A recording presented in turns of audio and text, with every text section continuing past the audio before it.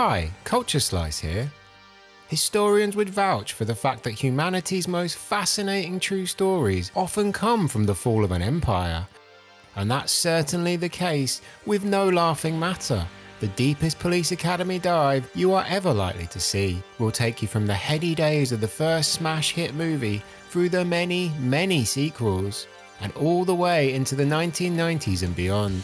How did Police Academy become its own 1980s billion-dollar industry, and then just a few years later end up on the Hollywood scrap heap? This video captures all three parts of the original No Laughing Matter series in one place, but now with new sound, less clicking required for you, and a few Culture Slice Easter eggs dotted throughout. So sit back, relax, stop scrolling for a bit, and I hope you enjoy the almost 2-hour complete story of the rise and fall of Police Academy. And if you like this kind of thing, then please do consider subscribing to Culture Slice. There's lots more to come from the channel in the next year and beyond, including the imminent launch of Sequel Palooza, a brand new series looking at Hollywood's incredibly patchy relationship with sequels and reboots. In each episode, we'll be taking a hit movie, asking what happened next, and finding out that, more often than not, it's a complete and utter mess. Anyway, speaking of sequels, Police Academy had 6 of them, as well as a whole host of other ups and downs along its frenetic journey. So let's head straight back to 1984 and the beginning of the rise of one of the biggest, most chaotic comedy film empires Hollywood has ever managed to produce.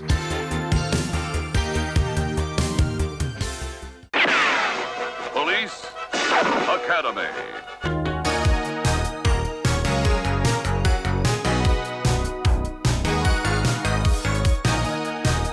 To the bemusement of critics and many within the industry, in the spring of 1984, Police Academy became one of the surprise hits of the decade and the 6th highest grossing film of the year. On a budget of just $4.5 million, the film made $150 million at the worldwide box office.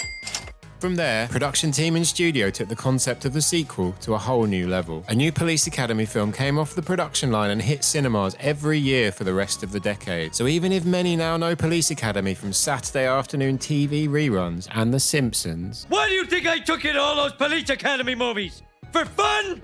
Well, I didn't hear anybody laughing, did you? This cinematic universe was, at least for a few years, no joke from a business perspective, with the potential of Police Academy becoming its own billion-dollar industry. So how did this surprise success story happen? Were the Police Academy films really as bad as Rotten Tomatoes would have you believe? Does Steve Guttenberg have the coolest resume of any 80s film star? Could modern-day Hollywood take any lessons from the unexpected success of Police Academy?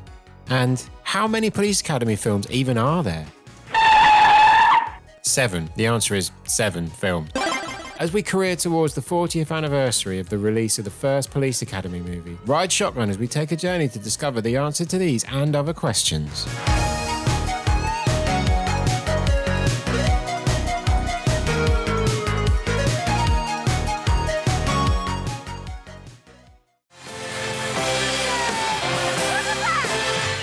But first, let's set the scene of early 1984, as the video game industry crashes and the glory days of the arcade come to an abrupt halt. The first Apple Macintosh computer goes on sale to the public. Introducing Macintosh. Torval and Dean ice dance the bolero to a perfect score at the Winter Olympics. MTV is preparing for the first ever Video Music Awards. And Cabbage Patch Kid Mania is in full swing. Meanwhile, Owner of a Lonely Heart, Jump, and Karma Chameleon top the charts. In the movie business, the key Hollywood trends of the 1980s will become those that the industry would lean into for the coming decades. A growing interest in franchising IP and tentpole summer blockbusters, hit theme songs and soundtrack-driven concept films, and an ever-increasing reliance on sequels would become the norm. Police Academy would at least attempt to tap into most of these trends, especially the sequels part. Before all of that, however, came the first big breakout hit. As winter turns to spring, over in Burbank, California, Warner Brothers are preparing for the release of an ensemble comedy about a group of eccentric police cadets. Expectations for the picture at the studio are, sadly, not very high. It does not look good. Police Academy would never have existed without the quick thinking of one man. Film producer Paul Maslansky, undoubtedly the godfather and driving force behind the franchise. Whilst on location for the film The Right Stuff in 1982, he had been inspired by being a witness to a real-life policy of the San Francisco police force. They had adopted a fair employment hiring policy which saw them being required to accept cadets from any background, no matter their aptitude for the job. In San Francisco, they were able to flunk them out after 3 weeks. But Maslansky wondered what might happen if a ragtag bunch of unlikely cops actually graduated and became fully fledged police officers. That night, Maslansky wrote a 2-page treatment for what would become Police Academy, and this chance encounter created the premise for the film that would change his life. He pitched the concept to the Ladd Company, who agreed to finance the project if Maslansky could bring it in for under $5 million. Not a huge amount for a picture, even in the early 80s. Thanks to Ladd's distribution deal with Warner's, the film had a direct route to cinema screens as well. Police Academy followed another trend in the late 70s and early 80s of Hollywood, the wave of slobs versus snobs comedy which began and peaked with Animal House and extended onto the likes of Porky's and Caddyshack. Dirty of mind and dirt cheap to make, this became a genre unto itself, with Hollywood returning to the formula time and time again, delivering mixed results in the process. Once Maslansky had the funding guaranteed, what he needed was a script to shoot. The original version of Police Academy was written by Neil Israel, who directed Bachelor Party, also released in 1984, and Pat Proft, later to co-write both The Naked Gun and Hot Shots. Following the tone of the genre films which had come before it, the first draft was pretty filthy. Although some of that remained in the final film, along with the basic story, the script was then tweaked by Hugh Wilson, a TV sitcom director who had arrived to direct Police Academy. It soon found a middle ground between the less PC elements and a lighter, more slapstick sensibility. As Maslansky said to Wilson, "Let's keep some of the flatulence in." With flatulence intact, the film's production was green-lit. Police Academy is one of those films where the title is pretty much all you need to know about the plot. A diverse bunch of slackers, delinquents, underachievers, a socialite, and even a florist all decide to heed the call and attempt to join the force. Central character Kerry Mahoney is only there to avoid jail time, though he eventually changes his tune once he falls for rich girl Karen Thompson. The chief of police wants them out, so instructs Lieutenant Harris to make their lives hell. But Commandant Lassard and Sergeant Callahan are far less hostile to their new arrivals. From there, hijinks ensue. Can the cadets prove themselves enough to make it through and graduate? Or will they be chucked back to their old lives as the snobs intend to? And that's the plot, really. In the climax, the cadets have their first experience of dealing with real-world police work when a riot breaks out and they're dumped into the middle of it, but it's pretty basic stuff overall. Really though, it doesn't need to be anything more, and nobody is hoping for Oscar consideration. Police Academy was shot in Toronto in the summer of 1983 and was filmed in just 45 days. All part of the cost-cutting drive determined by Maslansky's agreed budget. The cast was filled out by a variety of comedians, jobbing actors, and former American footballers. Some had fairly sizable career resumes, while some were just starting out. Kim Cattrall had even been a prominent member of the cast of Porky's a couple of years earlier. The ensemble was headed up by the then little-known Steve Guttenberg, who beat out the likes of Bruce Willis for the part of Mahoney. As the final film was delivered and a release date approached, sentiment amongst studio execs was not positive. As one exec noted at the time, the film needed more flatulence, more slobbishness, more TNA. Another asked Paul Maslansky if he was trying to make another Tootsie, a film which is worth noting was the second highest grossing release of 1982. Steve Guttenberg's manager Sandy Gallin turned to him after one screening to tell him that it was the biggest piece of he'd ever seen. To add to the disdain from studio execs, critics absolutely savaged the film. Police Academy is the latest dismal failure. This movie is bad. As Michael Winslow recalls, optimism for success amongst key players could hardly be lower. There were no expectations. No one thought it would make it. Police Academy was released on March 23rd, 1984 in the United States. And the thing is, the audiences loved it. Test screening scores had been strong, and when the film landed in cinemas, it defied the critics and absolutely blew up. Police Academy rapidly started making serious money. Takings from its opening 3 weeks eclipsed those achieved by much more fancied recent releases Splash and Footloose. Not long after the film had opened, Paul Maslansky phoned Steve Guttenberg to give him some news. Steve, I'm a millionaire. Word of mouth soon spread about this crazy little film that delivered exactly the kind of comedy audiences were craving. Ideal for a Friday night at the movies. After spending 3 weeks at the top of the US box office in March and April 1984, Police Academy dropped down to second place the following week, in the face of the release of the definitely not true to its title, Friday the 13th, the final chapter. The next week, however, it was back at number 1, increasing its takings week on week in its 5th week on release. Police Academy was the people's choice. Take that, Greystoke, the Legend of Tarzan, Lord of the Apes. I don't know what that is. As Police Academy was released around the world across the coming months, Police Academy. it continued to find a willing audience, with the more slapstick moments being ideally suited to cross-language barriers. Adjusted for inflation, the near $150 million haul at the worldwide box office would be the equivalent of $440 million in today's money, and was more than 30 times its original production budget. This was bolstered by tens of millions more from home video, TV rights and other takings over the coming months and years. Well, comedy is certainly no crime, as we find out in the film Police Academy. Not bad for a low-budget comedy that was dismissed by many and received a 0 score from critics. I'm not even mad. That's amazing. So, why did it happen? This was a simpler time, and people got their kicks any way they could. Video rental shops wouldn't fully explode in popularity for a year or so, and commercial internet was more than a decade off. Watching Mahoney and friends attempt to graduate from the Police Academy was high-impact content for younger audiences in 1984, arriving as part of the traditionally quieter spring cinema slate, and in turn avoiding what by the mid-80s was already the annual busy summer release season. Police Academy was ideally placed to succeed, even if many of those in the know didn't see it coming. Honestly, I think a lot of the success is down to the casting being absolutely pinpoint perfect. The cast delivers the heart which every rowdy comedy needs at its core. They really do come across as legitimate friends. From reading and hearing interviews with cast members, they all seem to say it was the most fun set to be on, which might partly explain, apart from money, why so many kept on coming back so many times. I mean, Police Academy 5 was literally an excuse to hang out and party on Miami Beach. But watching the first film, you really believe they are a group of friends.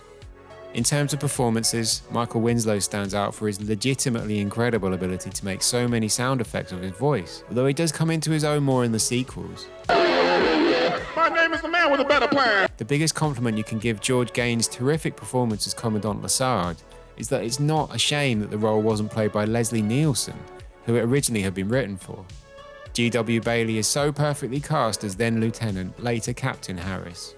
And Steve Guttenberg is great as Mahoney, in a role which could come across as obnoxious very easily, but in fact became the part which began his meteoric rise.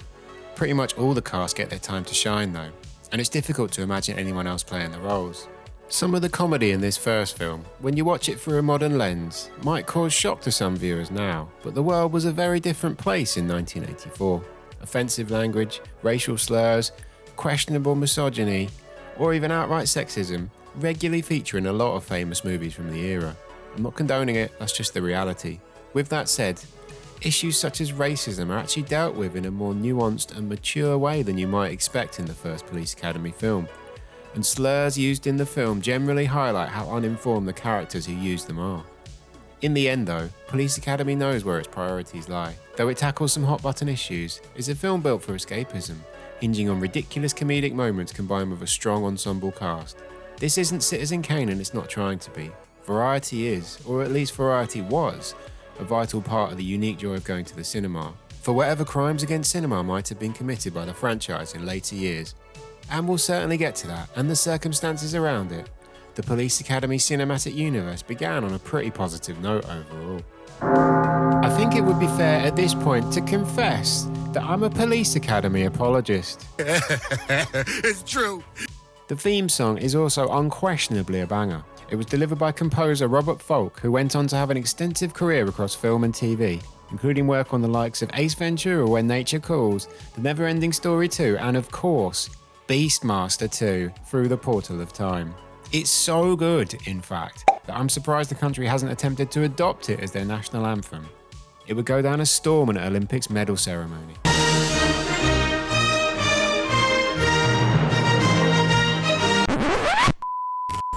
Taking things on a bit of a tangent for a second, let's talk about Steve Guttenberg in a bit more detail. Say what you will about whatever you will, but for me, Steve Guttenberg just is the 1980s. You'll have probably guessed already that this is an era of culture I've got a huge amount of affinity for, and I think it's pretty undervalued just how big a star he was.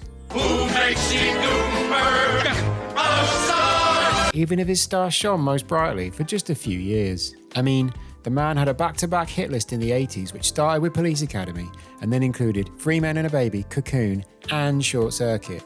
It pretty much ended at the elite level after 3 Men and a Little Lady in 1990, but just an incredible run of films, and I mean that completely unironically. A great and underrated resume. He also just seems like a really cool guy. Sure, he did turn down the role of Peter Venkman in Ghostbusters, as well as the lead in Big, which eventually went to Tom Hanks, but we can't have everything in life, can we? I've quoted fairly liberally from his autobiography, The Guttenberg Bible. Yes, The Guttenberg Bible, in this video, and I'd highly recommend picking a copy up. It captures an incredible time in pop culture on the front line. Anyway, there's something endearingly simple about the universe which Police Academy presents to us. It's clearly our world, or at least a 1980s North American version of our world. But it strips away a lot of the complications we see in our real, more difficult lives. I think this is where much of the criticism about one-dimensional characters comes from, but this is a farcical version of reality, even if the film doesn't avoid confronting some clear and present issues within society. There is a bit of a sitcom vibe, and as with sitcoms you'd expect some further characterization to be handled later in the series, but yeah, we'll get to that. Across its cinema run, Police Academy spent 13 weeks in the US box office top 10, and it would have stayed there even longer were 1984 not one of the most hit-loaded years in film history, as well as being, of course, the year the Hot Dog Partnership released Hot Dog, the movie. It's Hot Dog, the movie. As a film, Police Academy was deliberately ridiculous, but taking its place proudly within the highest grossing films of such a strong year meant that it had to be respected. Take a look at the top performing films of 1984. What instantly strikes you about the list? It might be the sheer variety of output on it, or that comedy and original concepts take the majority of the spots, or it could simply be that this was a banner year for Hollywood. Even if you think Police Academy is rubbish, 1984 still saw numerous classics arriving in cinemas for the very first time, with iconic films such as The Terminator not even able to make the top 10 list. Other film offerings from the year included John Hughes' debut film 16 Candles, along with future cult classics like The Last Starfighter and The Never-Ending Story, with critically lauded dramatic fare such as The Killing Fields, A Passage to India, and Amadeus also debuting in cinemas, the latter of which making more than $90 million and sweeping the board at the 1985 Oscars. The big winner at the 1984 Oscars the year before, Terms of Endearment, grossed over $165 million after its release in December 1983, the same month that saw Brian De Palma's Scarface arrive on the silver screen. A release slate like this seems unthinkable in the present day. Given that Hollywood has continued to increasingly put all its eggs into the baskets of endless superhero movies and rebooting established IP over the last decade or more. It's also pretty sobering to compare 1984's output with the top-grossing films of recent years, the vast majority of which are retreads and pre-existing stories. They're not all bad films, and the technical craft is often mind-blowing, but even these retreads appear to be increasingly losing their financial impact, and in recent times, Hollywood has produced little else. The lack of original ideas is painful at times. The whole Barbenheimer phenomenon has ably demonstrated that, at a time when cinema attendance is generally way down and the industry itself is struggling to navigate the new digital age, that people really do still love going to the movies when they think it's worth it. The splintering of our media consumption certainly hasn't helped matters, and there are numerous other contributing factors which have left mainstream cinema in its current state. That's a whole other video in itself though. Putting the endless sequels aside for a second, Police Academy was a low-budget, breakout smash hit which, in turn, delivered serious amounts of profit, as have been numerous other examples across the decades. Given that there are so many promotional tools to go viral in the present day, surely these more lo-fi movies are a lower risk than the tanker-sized amounts lathered on endless reimaginings.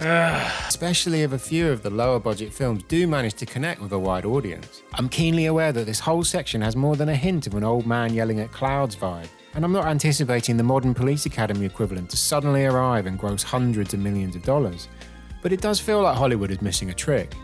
The silly farcical comedies, romantic comedies, or really comedies of any kind, the adult-oriented dramas, as well as other genres, just aren't really anywhere to be seen on the cinema release slate, sacrificed at the altar of massive budget blockbuster behemoths. Some occasionally sneak through, of course, but the system is no longer built to deliver them. On the very rare occasion a comedy makes it to a wide cinema release, it seems like the fate of the genre's entire cinematic future rests on a single film's financial takings. And that's a real shame. Anyway. Clearly, the unanticipated success of Police Academy demanded a sequel. And oh boy, was there a sequel. Or 6.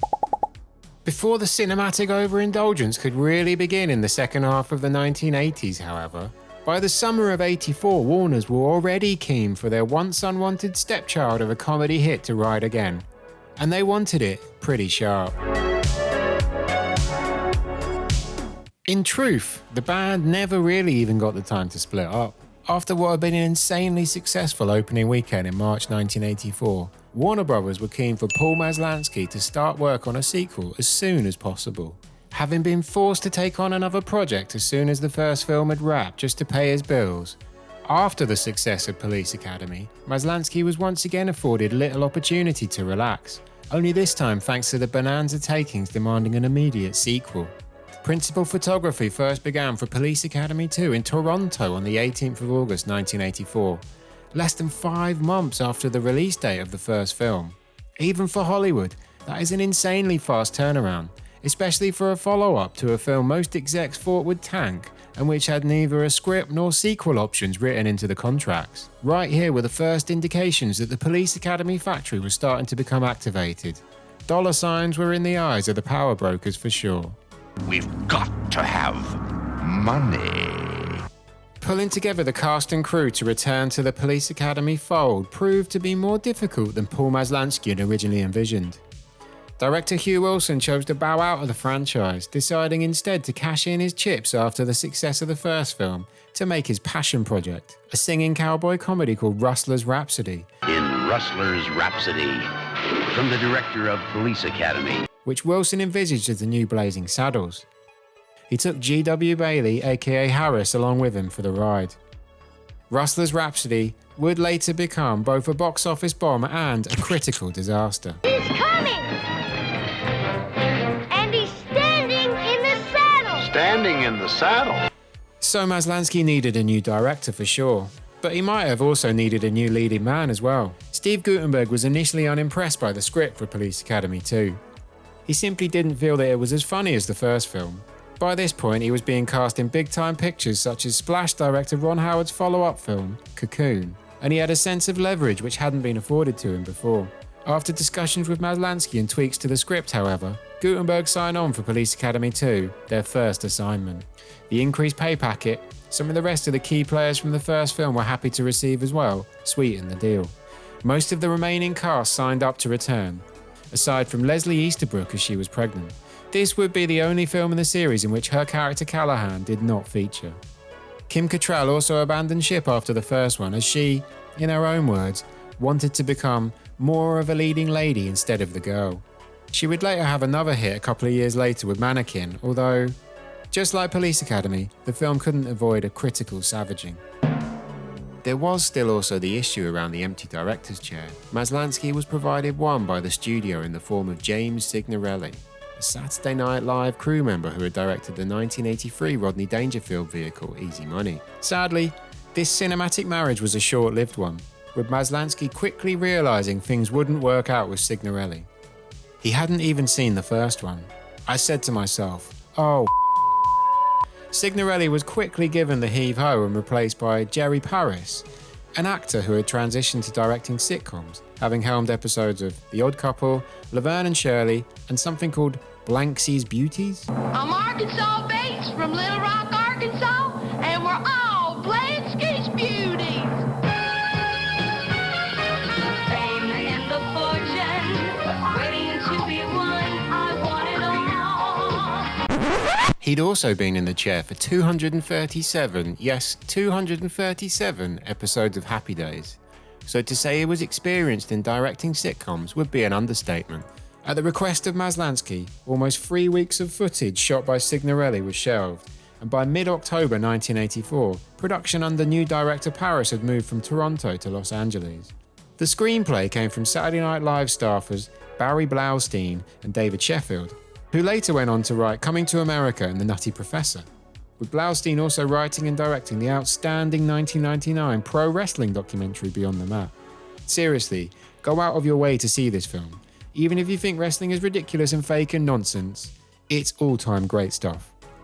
Police Academy 2, their first assignment, centred around the now graduated police officers working with grizzled partner cops as they look to deal with a gang called the Scallions, who are causing chaos in the 16th precinct. The gang are led by Zed, played by franchise debutant Bobcat Goldthwait, who have been discovered working the comedy clubs of LA, and gives a bit of a tour de force performance across the film. Other new arrivals for the sequel included Lance Kinsey as Sergeant Proctor, Howard Hesseman as Commandant Lasard's brother Pete, and Art Matrano as Lieutenant Mauser. As Steve Guttenberg remembers, the benefits of success were clear to see from how much Paul Maslansky's situation had changed over the last 12 months. He was a working producer before these films, and now he was a net point success story. He had new Range Rovers, he had a personal trainer, and he went to all the best places.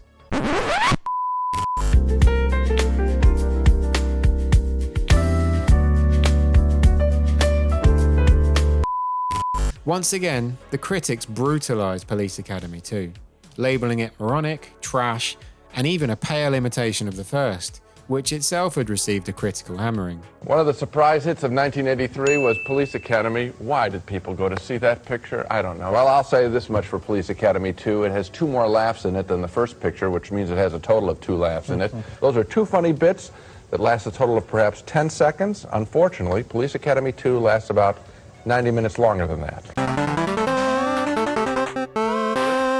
Police Academy 2 was released on March 29, 1985, almost exactly 12 months on from the first film, and, once again, the critical masses' derision just didn't matter.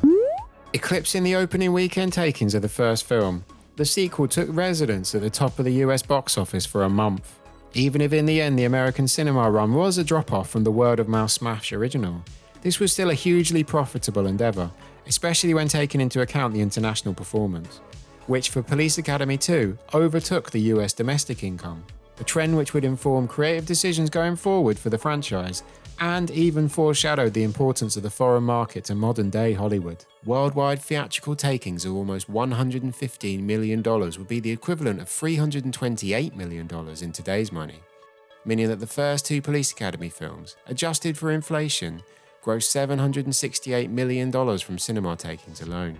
Now that's a spicy meatball. Sure, the chart of top-performing films of 1985 wasn't quite as packed with classics as 1984's equivalent season had been, with the spring list clogged up with the likes of Mask, the Care Bears movie, and yes, Friday the 13th Part 5, A New Beginning. Still, a hit is a hit, and that's most certainly what their first assignment had become. As Steve Guttenberg recalls, the good times were well and truly rolling after the release of the sequel. It felt as if I were covered in tinsel. Paul Maslansky had an enormous pile of points and he shared them with all of us. Warner Brothers couldn't do enough for the cast. I was told I was in the Warner Brothers family. And the family wanted to do another Police Academy. The factory was already being prepped to churn out more for sure. With the audience for Police Academy well established now, the additional income from post-cinema deals was pretty much a sure thing from the get-go. Home video and worldwide TV distribution delivered millions more to the coffers. HBO and other broadcasters couldn't wait to get a hold of their first assignment. Premieres Tuesday, April 1st on HBO. I've been chucking a lot of numbers at you here, but the point is that 2 films in, Police Academy was making a lot of people a lot of cash. In an industry which constantly battles between art and commerce, it's very easy to see why the sequel conveyor belt really kicked into action for the rest of the decade. It's interesting to watch Police Academy 2, their first assignment, back now. It feels more mundane than the first film for sure, and has an even higher level of sitcom factor. The second installment in the franchise does manage to surf the line between comedy and annoyance though. It takes a while to get going, introducing a huge number of new characters with previous ones dropped without much mention. But this is still a fun enough way to spend 90 minutes. There is little to no character development across the board too, but the film is at least pretty funny in places. Which I guess, in the end, is kind of the point. It's the point! I know the point! Sadly for the Lad Company, despite the Police Academy bonanza, their time was already up. A string of flops released in the early 80s essentially put an end to the company as a going concern, before Police Academy 2 had even made it into production. Despite the success of their new hit franchise, Warner's stopped working with Lad, and Police Academy 2 will be one of the last films the company would release before shutting down operations. With Warner's now in sole command of the Police Academy universe, the franchise was in somewhat of a strange place. Reviled by experts, but stonkingly profitable, not once but twice, by the summer of 1985 a third film was already in the works with no end in sight for the assembly line. The money being generated was immense, or at least the profit margins were huge, and overseas audiences had embraced Police Academy to a big degree. Hollywood was striking while the iron was hot, or was it actually going to end up running the franchise into the ground? Even though everything seemed perfect from a distance, the warning signs of burnout and overindulgence were there to see if you looked hard enough. Either way, by September 1985, production for Police Academy 3 would be getting underway, for better or for worse.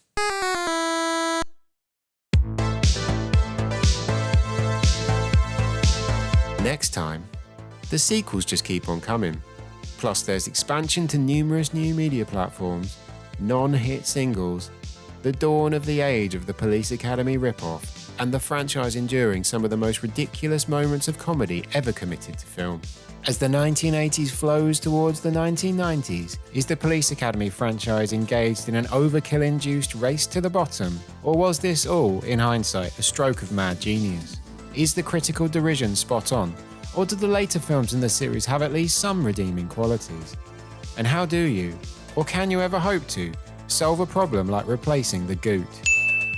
All that and much more in part 2 of No Laughing Matter, the deepest Police Academy franchise dive you are ever likely to see, courtesy of your friendly neighbourhood culture slice.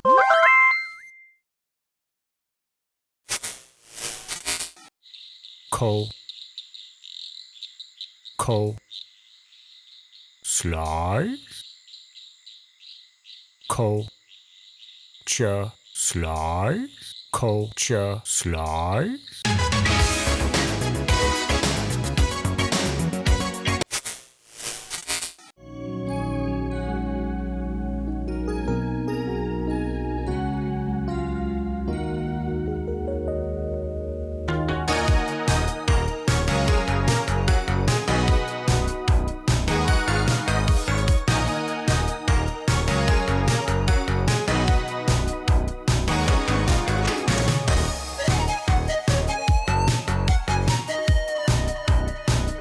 By the summer of 1985, Police Academy was pretty much on top of the world. The first film had proved a low-budget smash hit success story with audiences in the spring of 1984, and 1 year later, it became a franchise player when the second film repeated the trick, making Police Academy one of the most profitable brands in Hollywood. I'm impressed! Despite initially being seen as a no-hoper within the industry and dismissed as puerile nonsense by critics, Police Academy was now a force to be reckoned with in the entertainment business. Big time. And Warner Brothers wanted the threequel of the series in double quick time. It had to be ready to make it to cinemas in March of 1986 for the franchise's now third annual spring opening weekend. Even after years of a solid back-to-back cycle of production and promotion though, Police Academy 3 back in training would prove to be nowhere near the end of the production line. The brand continued to deliver a constant stream of sequels, along with expanded horizons in new platforms as it aimed to become an entertainment powerhouse. TV shows, comic books, cracking the music charts, you name the pie, Police Academy dipped at least one finger in it. And that's not even counting the rest of the industry's attempts to ride their coattails with a dizzying array of Police Academy imitators and knockoffs, as Hollywood embraced the concept of too much never being enough. I'm the captain. Meet the last precinct team following the game. Combat Academy, the comedy that's uniformly funny. Vice Academy Part 2, coming in October. But the thing is, just like the 1980s era of excess it inhabited, the good times couldn't last forever. A crash was coming, and Police Academy's time at the top of the Hollywood mountain would prove short-lived. By the end of the decade, Police Academy had gone from a profit-making machine to a train wreck punchline delivering increasingly diminishing returns. How exactly did the franchise go from the penthouse to the outhouse? Was a collapse inevitable, or could Police Academy have somehow avoided jumping the shark? Were the critics and naysayers right about the later films in the series? And was there any hope for the brand by the time the 1990s rolled into view? Well, jump on board as we set sail to continue our deep dive journey with the second wave of Police Academy. It's time to explore the late 1980s. Very funny, Jones.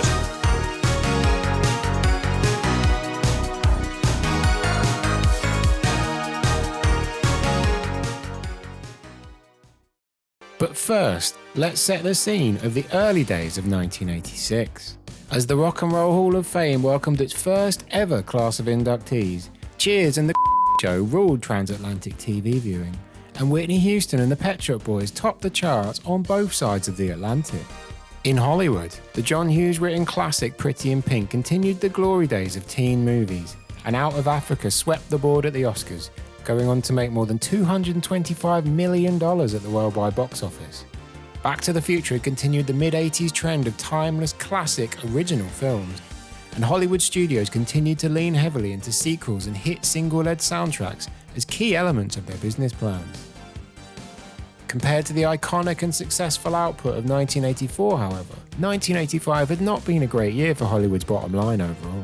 Though the year still featured some successes and some future classics, ticket sales were down almost 20% year on year, with a number of films underperforming at the box office.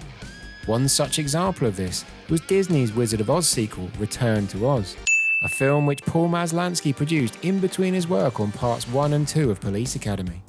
Different from those films in almost every way, this was an incredibly brave and dark follow-up to a true Hollywood classic. It's a piece of work which Maslansky is still rightly proud of, and one that I think stands up well to this day.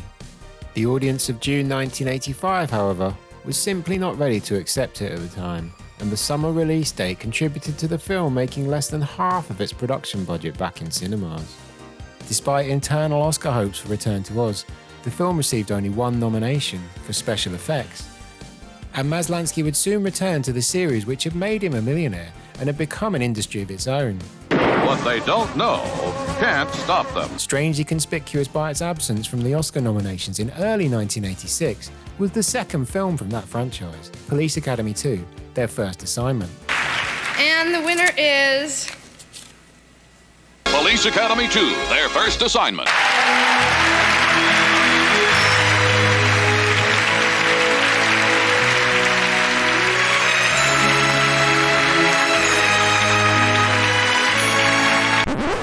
Even without the awards, though, the sequel had become one of 1985's success stories, being the 8th highest grossing film in North America that year, and the 11th most profitable at the worldwide box office. It also outperformed other comedies of 1985, like National Lampoon's European Vacation and Brewster's Millions, as well as achieving a higher gross than The Breakfast Club, a John Hughes masterpiece which I think we can all agree is one of the greatest films ever made. That is true. Even though it would be difficult to argue the case for Police Academy 1 and 2 being quite at that level, with many critics happy to state that they weren't even close to being good. They sold tickets like gangbusters and became beloved by an audience far larger than most experts thought they had any chance of finding. With the Ladd Company, the original production house of the first 2 films in the series, no longer a going concern, Warner Brothers now had total control of the franchise's future, and Police Academy was a reliable tentpole in their annual release schedule. Police Academy 3, back in training, was ready to join the party.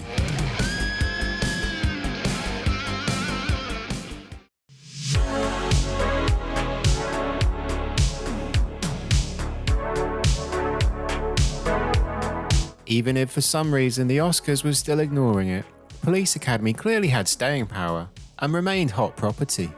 The key now, in the face of ever-increasing demands from the studio, was decoding how to maintain this momentum.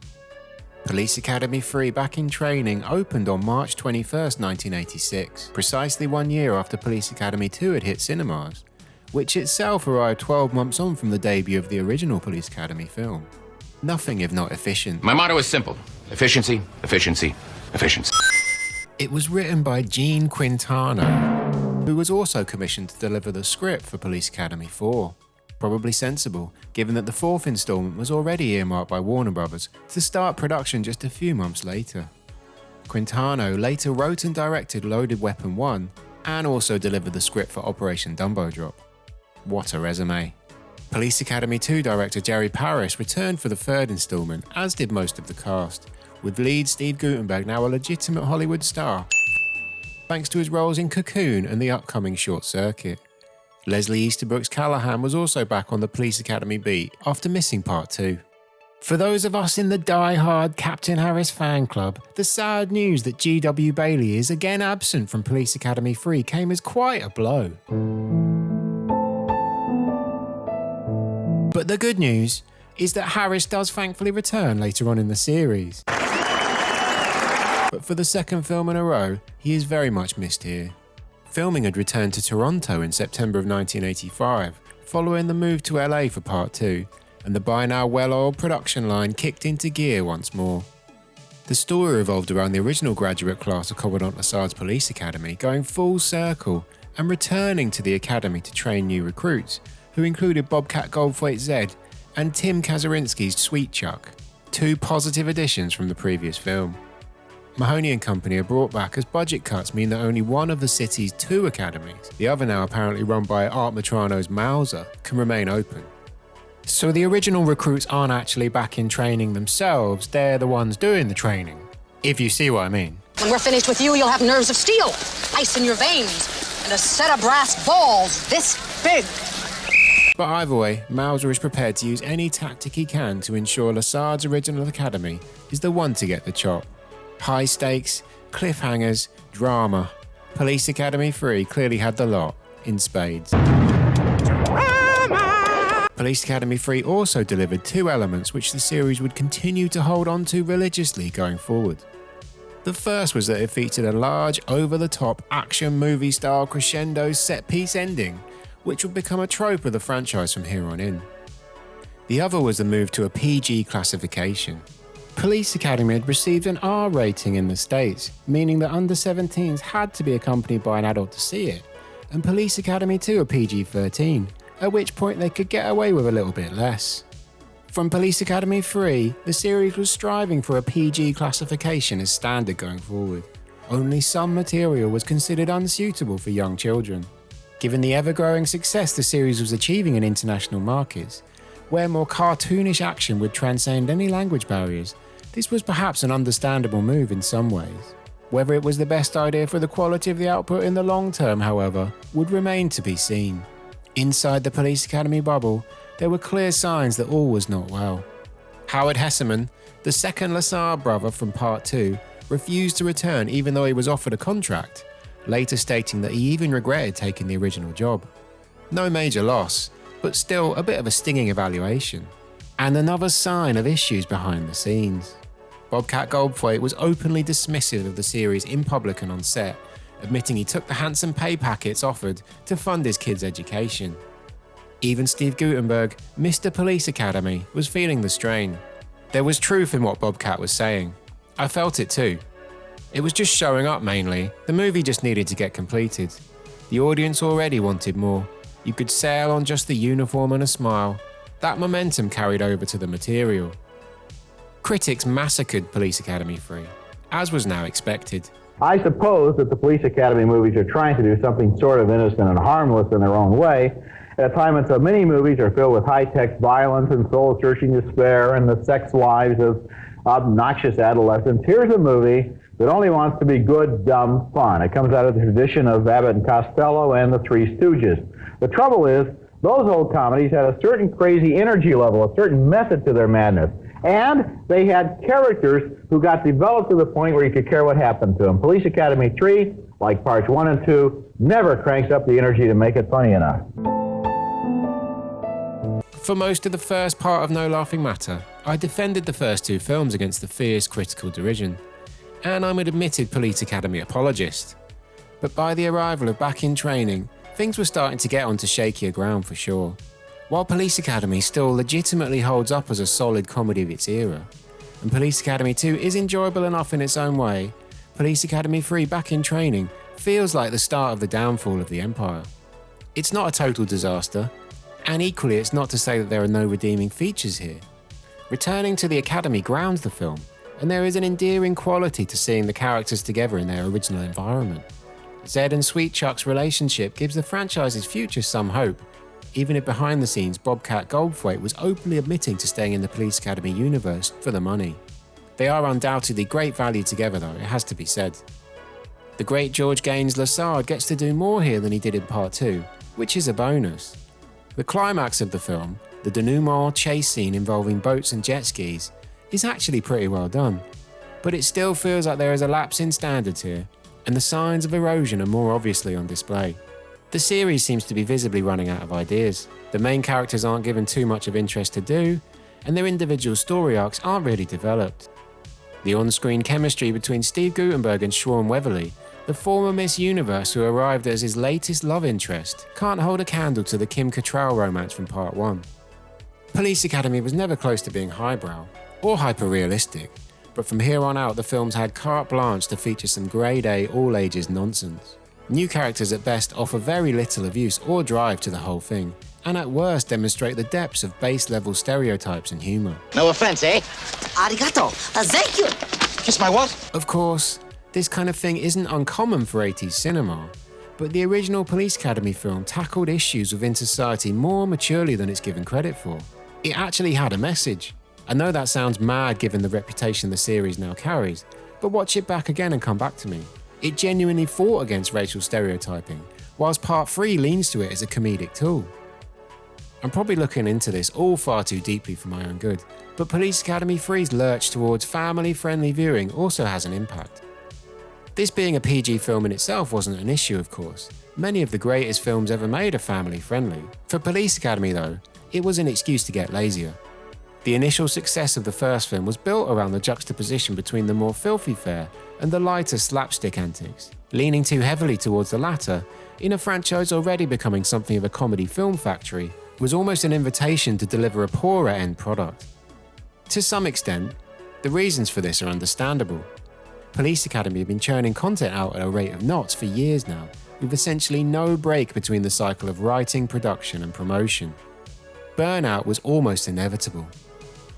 Maybe taking some time to craft things a tad more would have helped. A year without a Police Academy film. But then again, it's understandable that there was an ambition to make hay while the sun was still shining.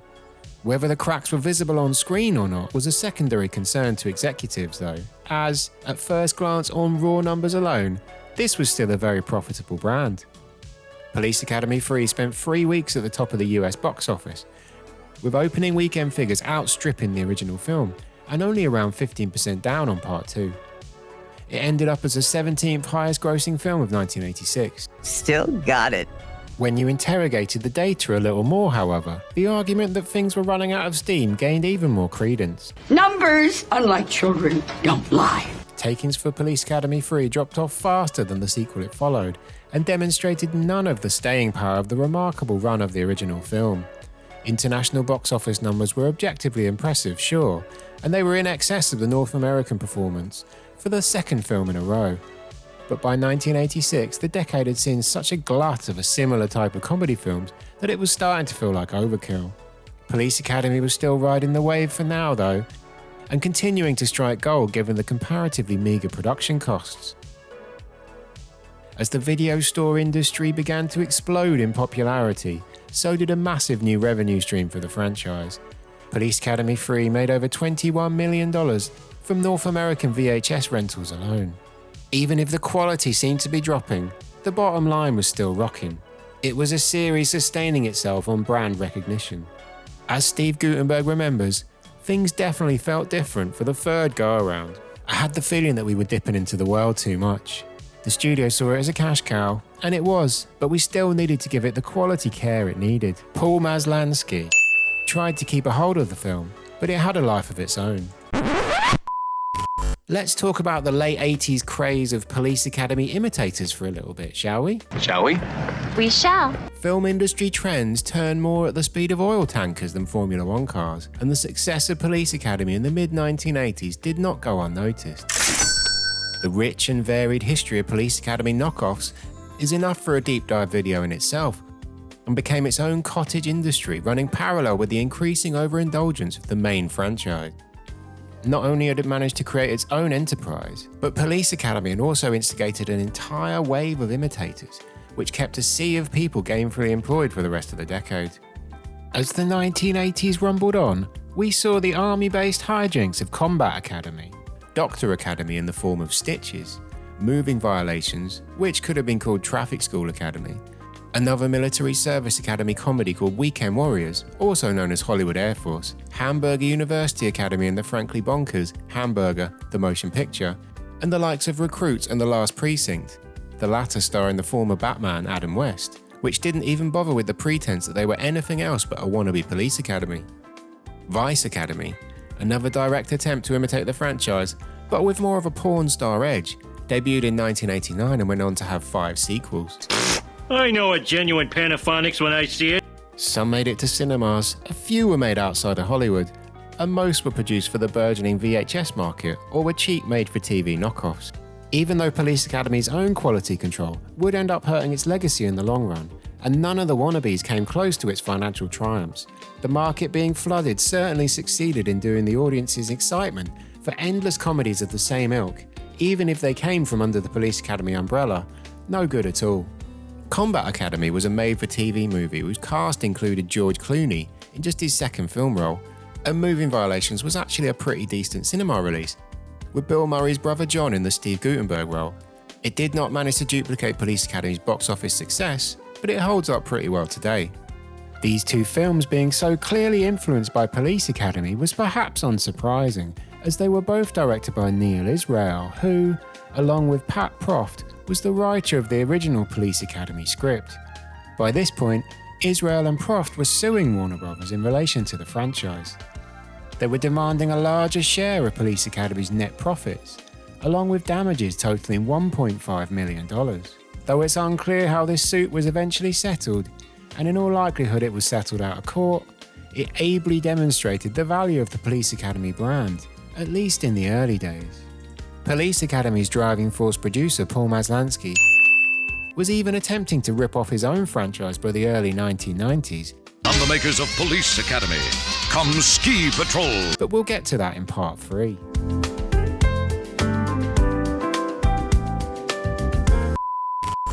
Putting the rip-offs aside for a moment, Police Academy 4 had already been greenlit in time for the 4th consecutive spring cinema release date in 1987.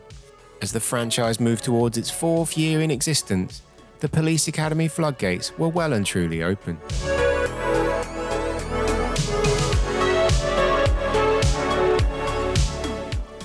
Not sure if this really counts as a spoiler, but... Spoiler! The Sards Academy won the day at the climax of the 3rd film. And that brings us to... Police Academy 4! Police Academy 4 Citizens on Patrol was released on April 3rd, 1987. Sadly, the 4th film in the series would need a new director after Jerry Paris had passed away just 10 days removed from the release date of Part 3. Jim Drake, another director who had learned their trade making TV shows, in Drake's case on episodes of the likes of The Golden Girls, Who's the Boss, and a dodgy-sounding TV movie called This Wife for Hire, was his replacement. Drake later went on to direct the Cannonball Run ripoff Cannonball Fever, and made-for-TV films such as Goddess of Love, based on an untrue story, and a human pet reincarnation comedy called Dad's a Dog. Not exactly a resume which fills you with confidence for Police Academy 4. Steve Guttenberg remembers his heart sinking somewhat at the thought of another one. It had to happen. Police Academy 4. The vulgarity of it all. We didn't know when, but it was coming. We would joke about it, like an impending doom. The call for the 3rd worried me, but the call for the 4th, all that greed and the feeling of duping the audience, they were so rabid for more, especially the international guys. As his agent noted to him at the time, in show business, sometimes it's the show, and sometimes it's the business. That's business. And making Police Academy 4 was, in large part, one case where it was far more business than show. Citizens on Patrol added a whole wave of even more new characters to the mix, with a storyline aping the original film, as the graduates are sent in to train a group of civilians to increase the ranks of the force through a program created by Commandant Lassard known as COP, Citizens on Patrol. G.W. Bailey's Captain Harris is back as he makes a welcome return to the franchise. Harris takes on the role of Nemesis in Chief, aiming to ruin the COP program, with Lassard just randomly disappearing for part of the film to attend a conference. In the end, officers and cadets combine to foil a jailbreak, despite the tomfoolery of Harris and his number 2 Proctor, and the pretty impressive hot air balloon plane chase scene brings proceedings to an end with the second set-piece climax in a row.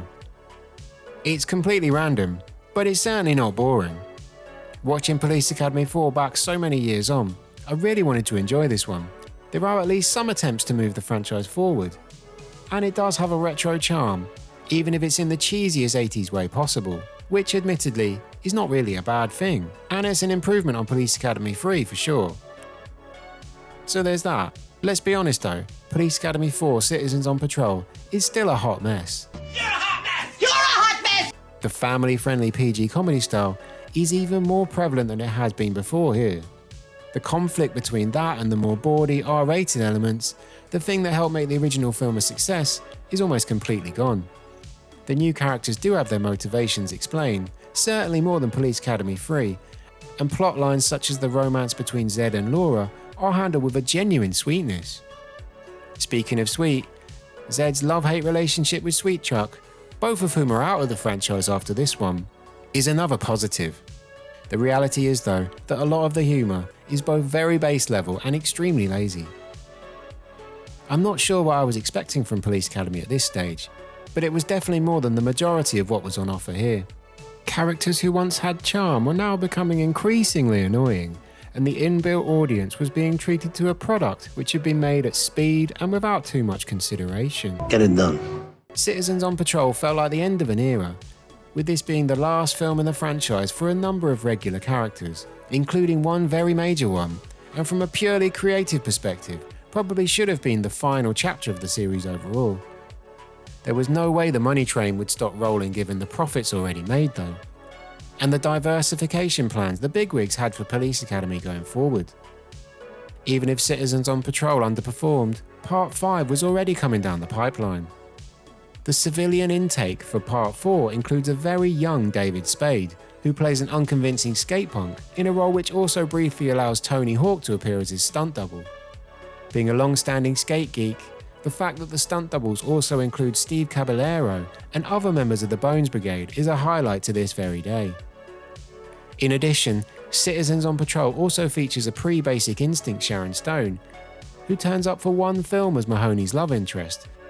Stone's character is completely irrelevant to the plot, apart from the fact that she can randomly fly a plane, as is conveniently revealed in the climax. Also, for some reason, the way George Gaines says Citizens on Patrol has always been really satisfying. So there's that. I want to welcome all of you to Citizens on Patrol. Citizens on Patrol. Can you tell by this stage of the franchise that I'm clutching at straws a little? In the 1980s, Hollywood went all in on the soundtrack. Sure, there have been hit singles from films in the charts on both sides of the Atlantic before this, and the likes of the Bond franchise have been doing it for decades already. But this was the era in which top 40 songs and albums became a seemingly mandatory element of the major studio movie package. Extended montages and credits backed by a potential smash hit became the norm for the bigger pictures of the era, with the MTV and music video aesthetic increasingly permeating cinema as well. This was a symbiotic relationship that extends to this very day. Almost as a sidebar to this, the trend of the movie or TV star attempting to cross over to the pop world became another prevalent cultural phenomenon in the 1980s, with some displaying little aptitude for their new second job. From Eddie Murphy to Bruce Willis to Don Johnson to the guy who was his mate Tubbs in Miami Vice to Max Headroom, they were all at it. Clearly, the Hollywood machine has learned to do this far more efficiently over the decades, But as of 1987, the movie star-pop star hybrid was often hit and miss. Given that this was the style at the time, Police Academy would of course attempt to jump on board and join the party. Citizens on Patrol became the first film from the franchise to receive a fully fledged soundtrack album released on Motown Records, largely featuring a selection of 80s artists you're unlikely to either remember or have heard of. It also included Beach Boy Brian Wilson's song Let's Go to Heaven in My Car. This became the one and only Razzie Awards nomination the Police Academy franchise ever received, losing out for Worst Original Song to I Want Your Sex by George Michael, which featured in Beverly Hills Cop 2, and a song that remains a far more regular presence on classic radio stations to this day than Let's Go to Heaven in My Car has ever been. The Police Academy 4 soundtrack also found space for an attempt to cement Michael Winslow as a pop star. Citizens on Patrol was in fact Winslow's second crack at breaking through in music. Island Records had dropped his first single, I Am My Own Walkman, in 1985 to little fanfare. It did apparently make it to number 60 in Australia, and 40 years on, the song is still a bit of a low-key banger.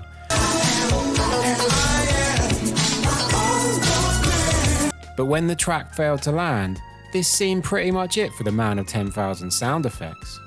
By 1987, however, Winslow brought his fledgling pop star dreams to Police Academy 4's main single, the Citizens on Patrol title track. He teamed up with the LA Dream Team, a West Coast hip-hop group who went by the incredible names of Snake Puppy and Rudy Party. And Citizens on Patrol, the single, was released on MCA Records in line with the film in April 1987. Citizens on Patrol! Again, the song isn't too bad, in a very dated way, but it's not a huge surprise that this was the first and last attempt at Police Academy crossing over into the Billboard Hot 100. Though it was definitely released as a single in 1987, and there are plenty of actual vinyl copies available to buy online, I can find no record of it making a single chart appearance anywhere, not even in Australia, and Michael Winslow's music career fizzled out with it. The song being used in the opening credits of Citizens on Patrol did, however, inspire Steve Guttenberg to deliver some of the cringiest hip-hop posturing in the history of humanity, so that's something. Anyway.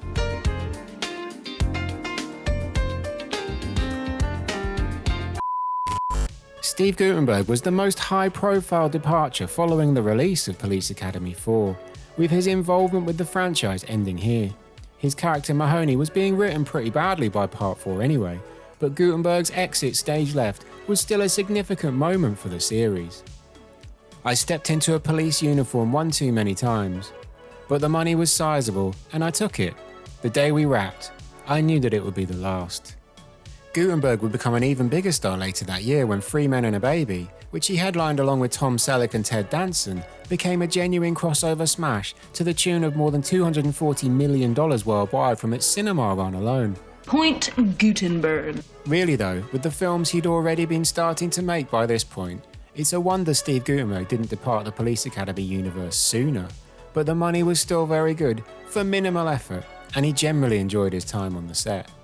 On the subject of money, Citizens on Patrol made it the 4th year in a row that a Police Academy film had opened at number 1 at the domestic box office. Although it was also the lowest opening of the franchise so far, and interest dwindled more rapidly than it had previously.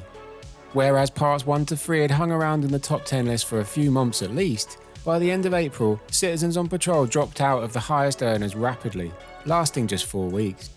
The film eventually grossed over $76 million in cinemas worldwide, roughly half of the original, with over 60% of that total coming from the international market. Clearly, the PG style was becoming the norm for a reason. The future of the Police Academy industry it had created for itself was more reliant than ever on the non-English speaking world. Though interest across the wider world was now directly inverse to the dwindling Police Academy curiosity in North America, the fact that the franchise had grossed almost $500 million after 4 films from cinema takings alone, or, adjusted for inflation, more than $1.2 billion in today's money, meant that, for now at least, there would be no end to this runaway train, with or without Steve Guttenberg.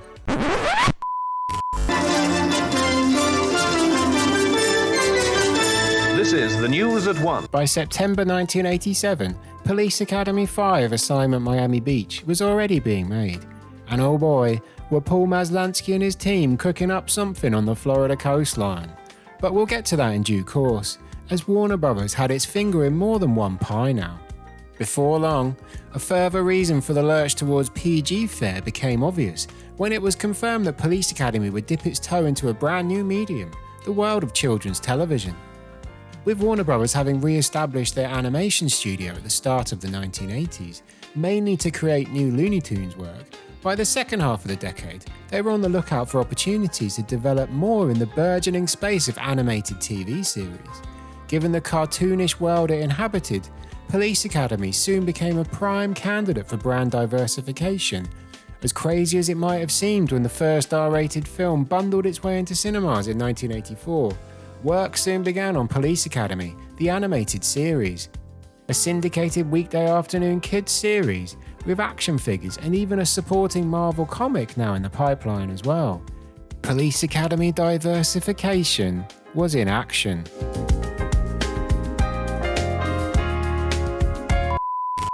Clearly, Warner Brothers were attempting to wring as much value out of the Police Academy IP as they possibly could. But even if that didn't prove successful, at least we still had the safety of the film series to fall back on. Right? Right? Hello? Police Academy 5, Assignment Miami Beach. Police Academy 5, Assignment Miami Beach. Police Academy 5, Assignment Miami Beach. Sir! Help! Police Academy 5. Leave the swimming area now, mister!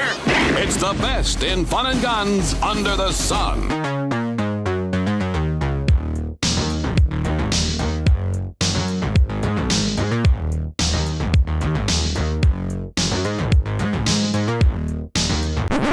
This film is not good. Although this film is bad by any measure, it's also worth reflecting on the fact that the world was a very different place by 1988 to the one that Police Academy had entered 4 years earlier.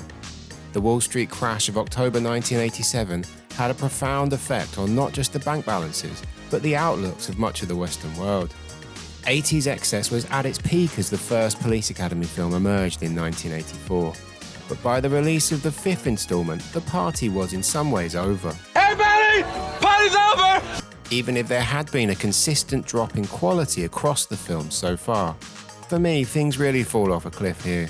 It was written by Stephen Kerwick and directed by Alan Meyerson, who had both made their names in TV sitcoms.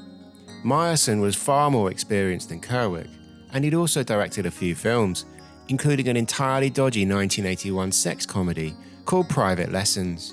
Police Academy 5 was shot on location in Miami across an 8-week period between late September and November 1987. It seems like shooting the film would have been much more fun than actually watching it. The story involved Commandant Lassard somehow being chosen as Police Officer of the Decade, with the award due to be given to him in a ceremony at the Police Chiefs Convention in Miami. So Lassard and his remaining crew head off to Florida to attend. Meanwhile, Captain Harris realizes Lassard is due for mandatory retirement, and there is some chaos involving the most ridiculously overplayed jewel thieves in history, and that's about your lot in terms of plot points. Lassard, Harris and Proctor carry the film from the police side of the equation. They're all naturally funny human beings, and it's actually great to have Lassard playing a substantial role, but the material they're being given here is largely not funny at all. Then you're going to need better material. Aside from structural issues, personnel was by this point becoming a problem as well. The established characters who did return are given very little to do apart from hang out on the beach and mess around with Captain Harris. The jokes at the expense of Tad Facker's house character continue on from the previous edition, including one involving him being so fat that his changing seats on a commercial aeroplane is enough to dramatically tilt the whole thing to one side. Excuse me, sir. Would you mind returning to your own seat? We're about to serve the meal. The meal? A gag which I found hilarious when I was 5. With Mahoney, Zed, Sweet Chuck and others not there, much of the interest the Force has offered to the series is gone too. The Steve Guttenberg hole needed to be filled, of course, and the decision was made to replace him with Matt McCoy, an almost unknown actor who arrived as Commandant Lasard's nephew Eric. Now, I have nothing against Matt McCoy personally. He seemed like he would be a nice man in real life. But as a knockoff Mahoney, it just doesn't work.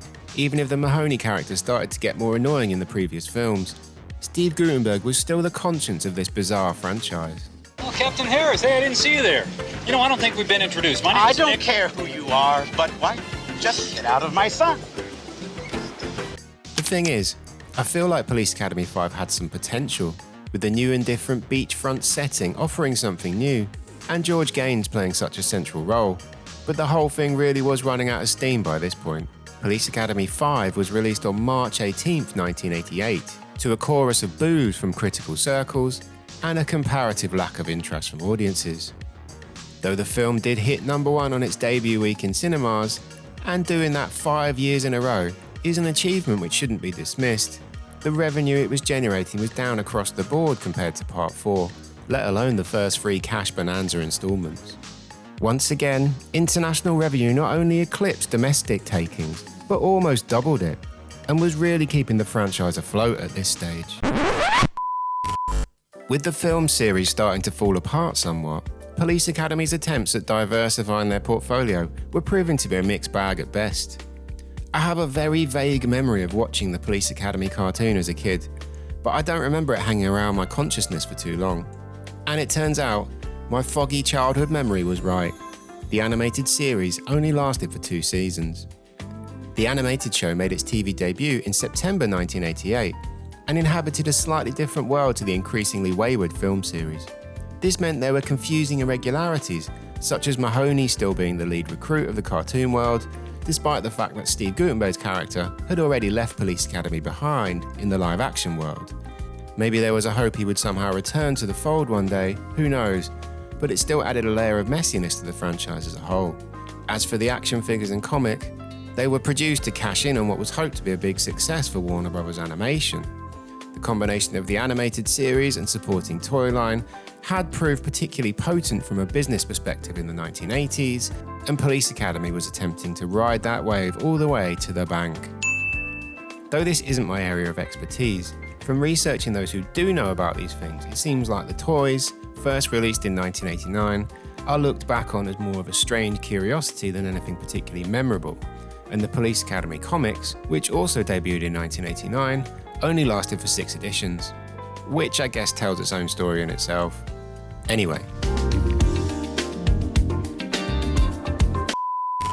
Amid dwindling success levels for external projects, the original film franchise was still stumbling on as well, just about. The final part of Police Academy's roller coaster 80s cinema journey was already on the production line.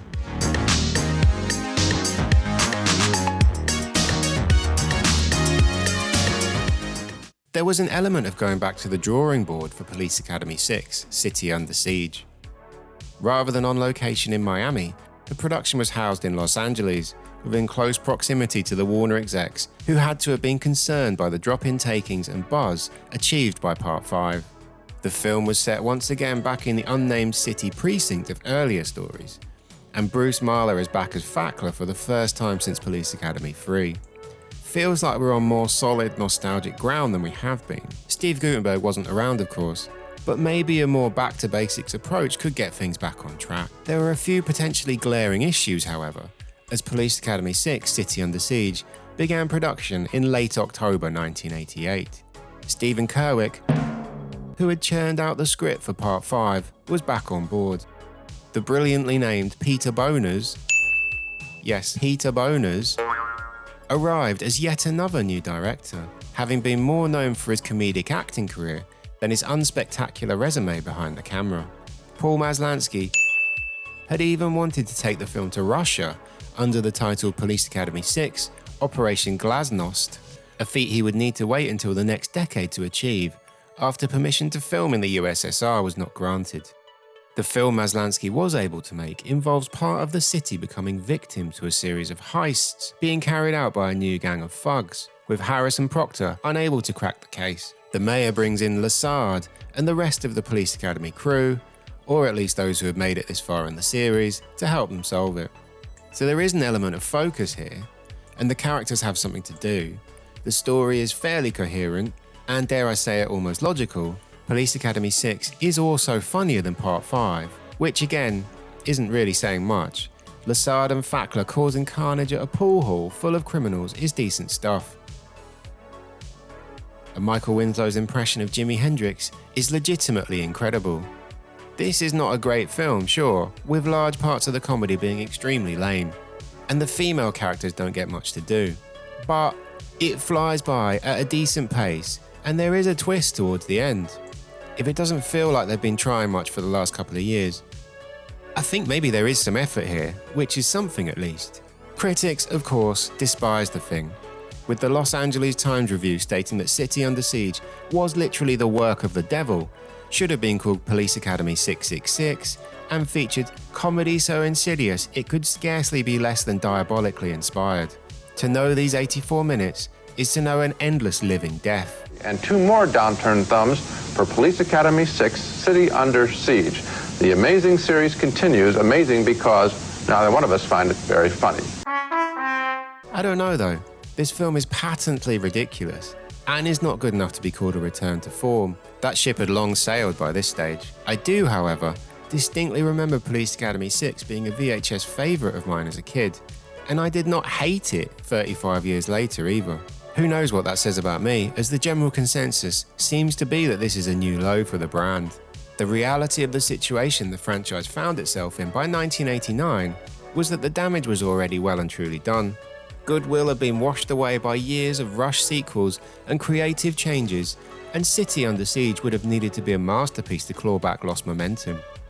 As much as I enjoyed elements of this one more than I thought I might, I definitely can't claim Police Academy 6 to be a masterpiece. The box office performance reflected the malaise the once powerful series found itself in. For the first time in 6 years, a Police Academy film did not make a spring debut as the #1 film in North America, with City Under Siege having to settle for second spot. Both domestic and international business, along with that of home video, TV, and essentially any other metric, were noticeably lower than any of the 5 films that came before it. The seemingly endless run was finally coming to an end. They'd had very little juice creatively for a while already, but they were now no longer able to justify their existence, thanks to revenue generation either. By the end of the decade, it must have been a strange feeling for Paul Maslansky that there were no plans for another film after 6 solid years of producing these things. With the animated series cancelled as well, the future of what had been an unexpected financial juggernaut for Warner Brothers was entirely unclear, if it had one at all.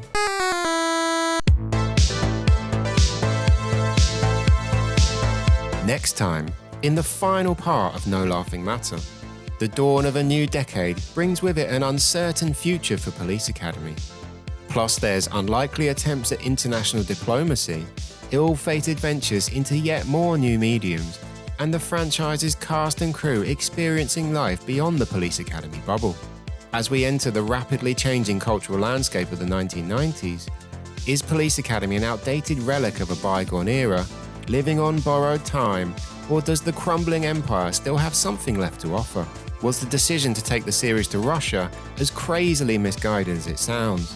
And what legacy does Police Academy leave in its wake? All that and more as we complete the journey of No Laughing Matter, the deepest Police Academy franchise dive you are ever likely to see, courtesy of your friendly neighbourhood culture slice.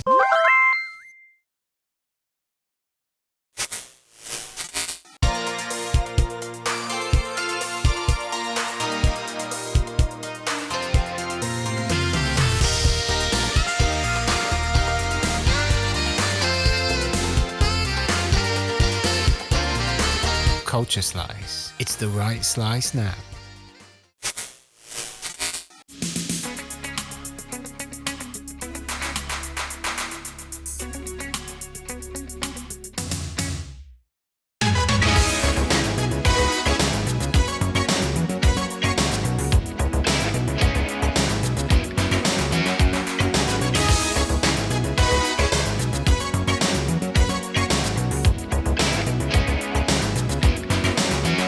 After a stellar run at the box office for a few years in the mid-1980s, Police Academy found itself staring into the pop culture abyss as the new decade rolled into view.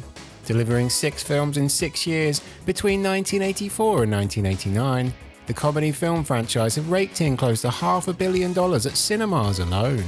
The conveyor belt of sequels and spin-offs seemed at one point to be never-ending. Sadly though, nothing in life lasts forever, and by the arrival of the rapidly changing pop culture landscape of the 1990s, the brand's future was entirely uncertain.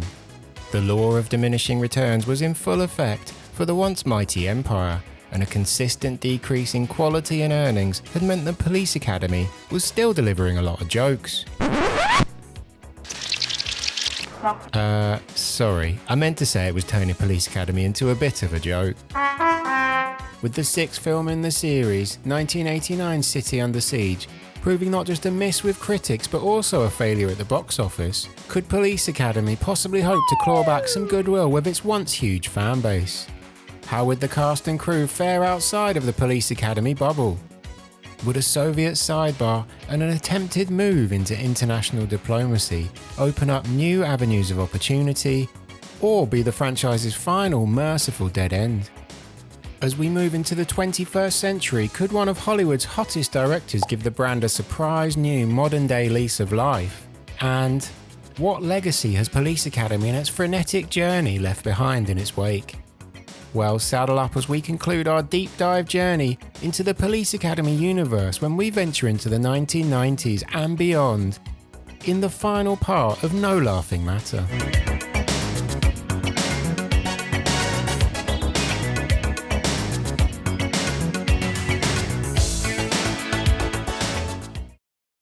Let's take a look and see what's going on out there in California. They're bringing it in style. At the dawn of the 1990s, after the financial failure of Part 6 and more than half a decade of fairly constant Police Academy workload, the major players of the franchise had quietly gone their separate ways. With no more films on the slate, and offshoots like the cartoon and comic having ceased production, it was time to experience life beyond the brand's bubble. Paul Maslansky, the producer and driving force behind Police Academy, the man whose quick thinking and 2-page treatment had single-handedly kick-started the entire thing at the beginning of the 1980s, attempted to make lightning strike twice in a new decade by ripping off his own idea. Ski Patrol, a new comedy film which had gone into production just as City Under Siege was arriving in cinemas in 1989, was the producer's big hope for the 1990s. Employing much of the same Police Academy formula, the story featured a ragtag bunch of misfits who make up the Ski Patrol, having to foil the evil plans of a land developer. It was essentially Police Academy on ice. Or, you know, snow. Ski Patrol! Proudly proclaiming from the creator of Police Academy on the posters and in trailers, Ski Patrol arrived in cinemas in January 1990 and sank without much of a trace. Is it a good film? Not really. Would I recommend you chuck it on if you have a spare 91 minutes sometime? Absolutely. It won't win any awards on any metric, but as a ridiculous time capsule comedy of a long gone era, it's kind of fun. Ski Patrol only managed $8 million at the domestic box office across its entire run though, less than each of the first 4 Police Academy films had achieved in their first week on release, and the potential for a 1990s franchise was wiped away almost instantly. This is already over. Maslansky's other early 90s attempt at riding the coattails of former Police Academy glories was a much delayed film called Honeymoon Academy, which starred Police Academy 1 alumni Kim Cattrall. Originally shot back in 1988 under the name For Better or For Worse, even with a last-minute attempted cash-in title change, Honeymoon Academy, which, it's worth noting, didn't actually feature any academies, but did feature Lance Kinsey, aka Proctor, completely bombed both critically and commercially. Arriving 18 months late in just a small smattering of cinema screens, one review noted that opening night screenings in New York saw no paying customers at all. Clearly, Police Academy's powers of persuasion with the audience were at the very least slipping, if they hadn't in fact totally evaporated. Just slapping the word Academy on a film title wasn't going to work in the 1990s. The world is changing. Oh, yeah. At the complete other end of the spectrum to Ski Patrol and Honeymoon Academy, Maslansky broke new ground with The Russia House in late 1990, noted as the first American movie to be largely shot in the Soviet Union. The starry spy thriller, which featured Sean Connery and Michelle Pfeiffer in lead roles and strangely didn't include any references to Police Academy on the poster, received good reviews but barely made its production budget back across its cinema run. Despite this, Maslansky had proved that an American film could be made successfully in the increasingly hospitable Russian setting, an idea he would bank for later in the decade. He did also have another hit with Cop and a Half, starring Burt Reynolds, in 1993, though not close to the scale of Police Academy, and the only sequel it ever produced came with a Lou Diamond Phillips TV movie in 2017, long after Maslansky's involvement had ended. No sequel for you. The cast of Police Academy continued working at the start of the new decade, but didn't pull up too many trees either. Police Academy remained their main calling card in the years after the series had been put into storage by Warner Brothers. Leslie Easterbrook made cameos on the likes of Baywatch and Hangin' with Mr. Cooper. G.W. Bailey worked consistently across TV and low-budget movies, including an awesomely 90s Dennis Hopper action film called Double Crossed. David Graff turned up in Quantum Leap and Seinfeld. Michael Winslow lent his voice to the New Kids on the Block cartoon series. They were bit part players beyond the Academy walls. Bobcat Goldthwait, who had left after Police Academy 4, had landed a role in the stone-cold Christmas classic Scrooged after departing the franchise. He also starred in Hot to Trot in the late 80s, a truly wild comedy featuring a talking horse voiced by John Candy, a film which was savaged by critics and failed to make its production budget back in cinemas.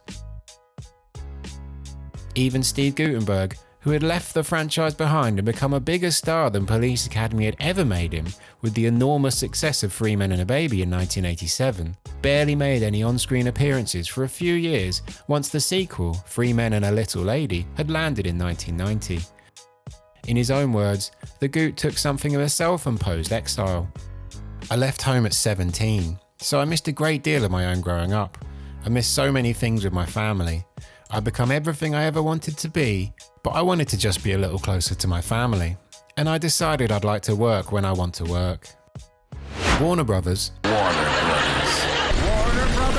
the studio which had benefited from the unexpected payday bonanza of Police Academy, and then contributed to running the brand into the ground, was also prioritising different comedies in the new decade. Their 1990 comedy offering included the likes of Joe vs. the Volcano and Roald Dahl's The Witches. Quite a vibe shift from the 80s chaos. Clearly, they were still finding their feet in the new age. These two films combined grossed less than half of the first Police Academy cinema takings alone. Bonfire of the Vanities, which arrived in 1990 and attempted to satirise New York high society, became one of the most infamous disasters in Hollywood history. Variety's review noted that the caricatures are so crude and the revelations so unenlightening of the human condition that the satire is about as socially incisive as an entry in the Police Academy series. By 1990, that was a damning indictment. My not so spotless reputation precedes me. Anyway, at the start of the 90s, the times, they were a-changing. In Hollywood, however, a once profitable intellectual property is never really gone. After a few years of laying dormant, Warner Brothers were ready to attempt to flog Police Academy once again for whatever it was still worth. By 1993, Police Academy 7, Mission to Moscow, had been greenlit by the studio for an August 1994 release date. And it was all thanks to the changing geopolitical situations in Eastern Europe. Obviously.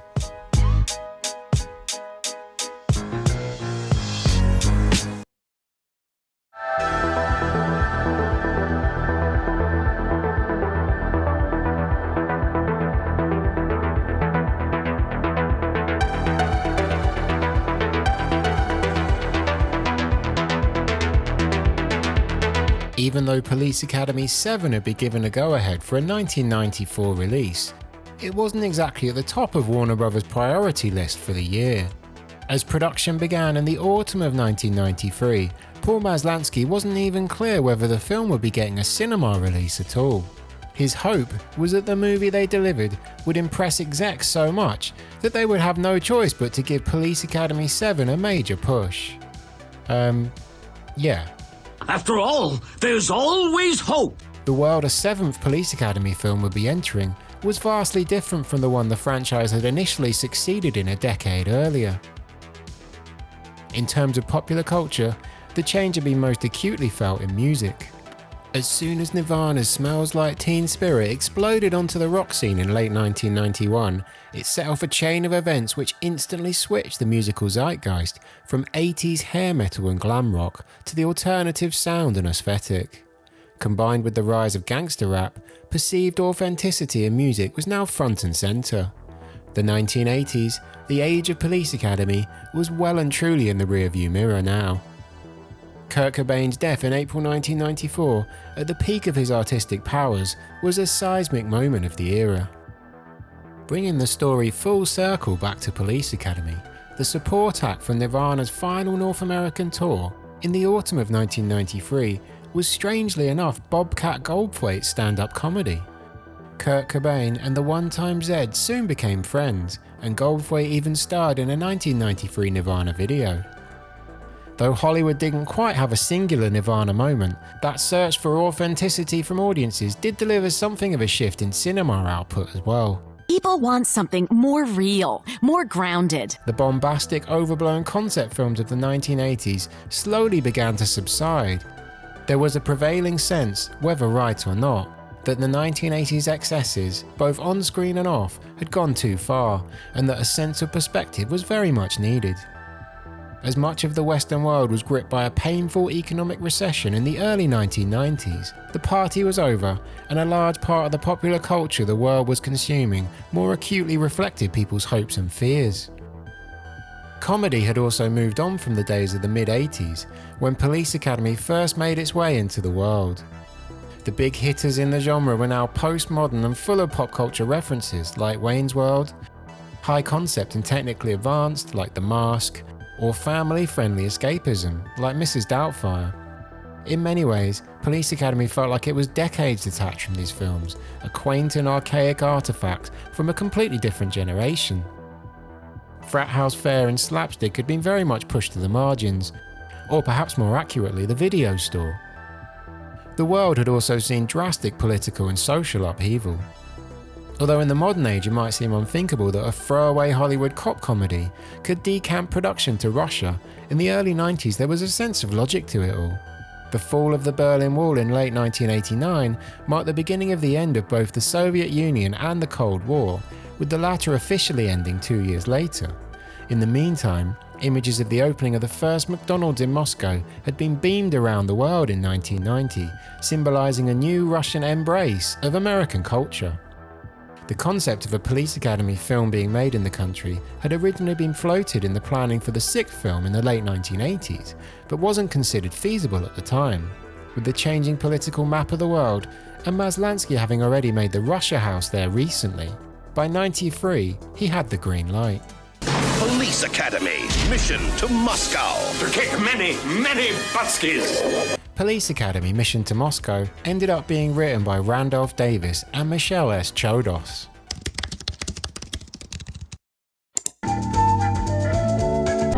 Davis had only one film credit to his name, a straight-to-video submarine comedy called Going Under, and Chodos had never written a film before. It was directed by Alan Meter, who had made the Rodney Dangerfield vehicle Back to School, the Richard Pryor comedy Moving, and the Cyndi Lauper-inspired Girls Just Wanna Have Fun in the 1980s, but hadn't made a film in years by this point. Once again, you had to wonder whether this was the strongest creative team available. But we were where we were by this stage.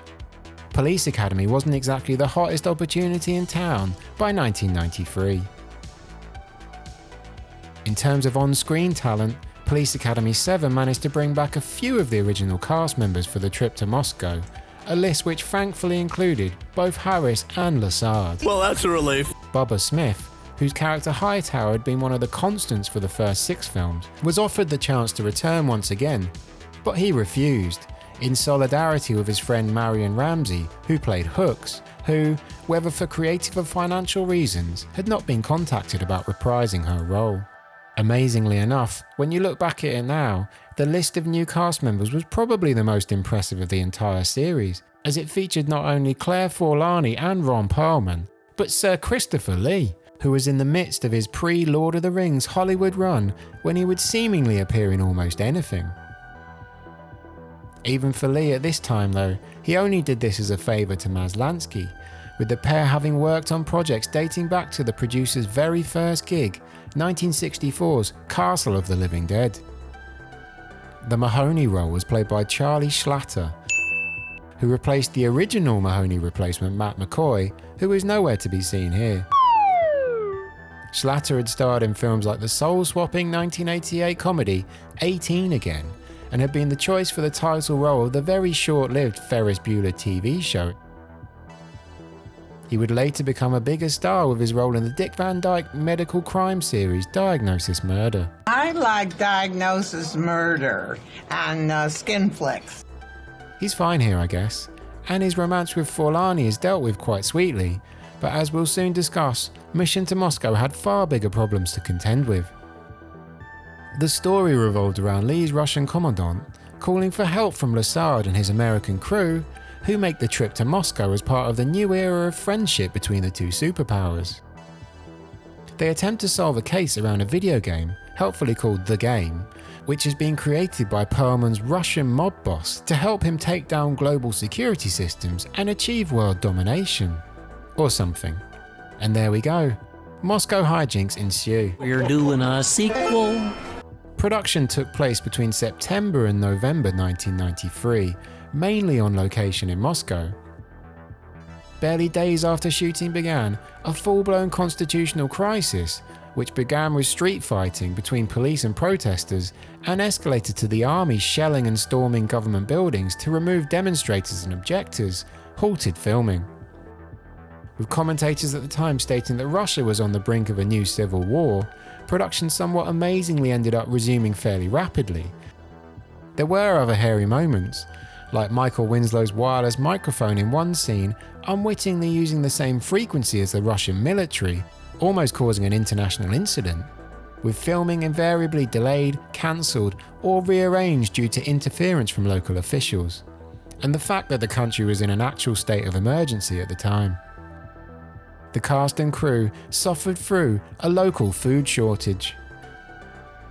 Producers even had a contingency plan to move production to Budapest if things got any worse. But in the end, filming wrapped after a couple of months, everyone got out alive, and the post-production could begin in the calmer environment of Burbank, California. Now Warner Brothers just needed to decide what to do with the thing. This thing better not go straight to video. Police Academy Mission to Moscow wouldn't see the light of day in the US until August of 1994, which might have felt like an age for Maslansky, having been used to churning the series out as quickly as they could less than a decade prior. Any hopes he had held for a wide cinema debut were soon dashed too. Warner Brothers had momentarily considered a full release when they had seen that reruns of older Police Academy films were still scoring good TV viewing figures. Then they actually saw Mission to Moscow and massively cut back the cinema rollout plan. It ended up in just a few screens as a token gesture. Police Academy 7 would become, for all intents and purposes, just another straight-to-video release for the company. Paul Maslansky must have contemplated just how different things could have been. He had originally wanted to bring the series back for a 1991 release date, all guns blazing under the title Police Academy 7 Operation Scotland Yard, with ideas of Steve Guttenberg and others making their return for the franchise's grand finale. Obviously, that didn't happen. And as Police Academy Mission to Moscow dripped into a small number of screens on August 26, 1994, it would have been hard not to consider what might have been. And I could have been a contender. Critical reviews, what there were for a fairly minor release, were damning in the extreme. They concluded that Police Academy 7 was an inept geriatric romp for completists only, a deeply desperate attempt to jumpstart the ailing franchise, and quite simply, the very worst of the series. Those critics who could give a 0 score did, otherwise the film was awarded a low 1 star as standard. Even those who had been involved in the production failed to give the finished product their backing. Director Alan Mehta disowned the film before it was even released. Mehta later stated that the only film of the 7 in the series he liked was the first film, including the one he had just directed.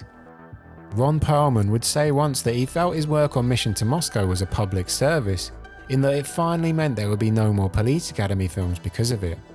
I'm not going to apologise, I did that piece of Claire Forlani accepted the job without knowing what Police Academy even was, which is probably damning enough in itself. She would bounce back from this with her next film, Kevin Smith's second movie Mallrats, and go on to star with Brad Pitt in Meet Joe Black, but the Police Academy film series wouldn't show comparable powers of recovery.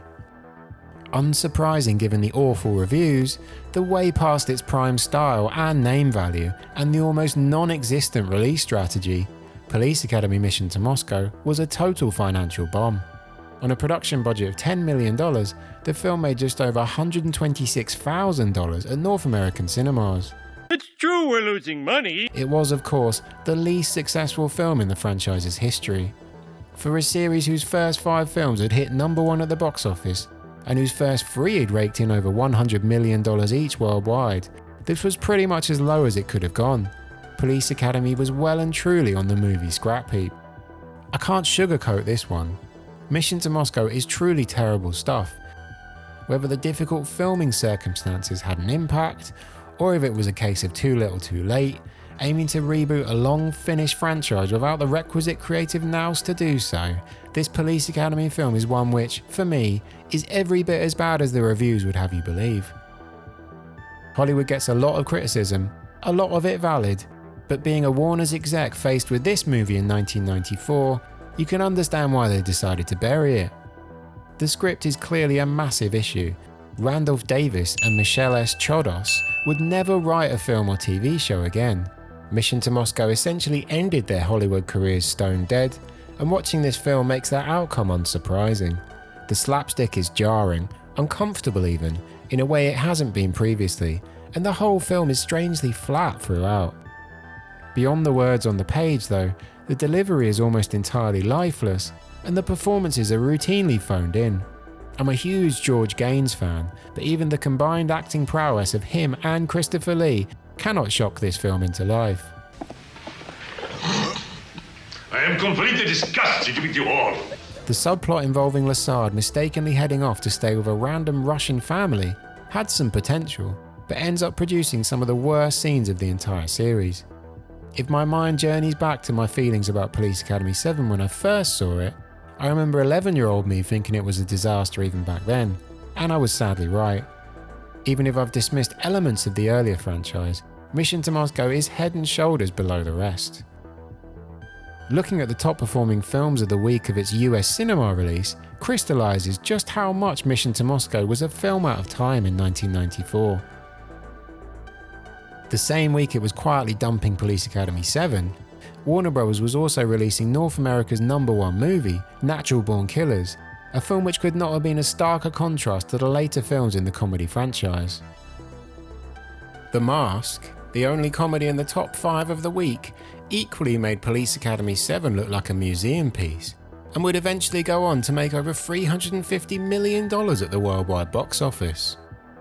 Warner Bros. Did actually release a smash hit cop comedy in 1994, one which featured a zany group of characters, co-starred a legendary former NFL football player, and grossed over $100 million in cinemas before going on to sell in excess of 4 million VHS copies in the first 3 weeks of release. I applaud you.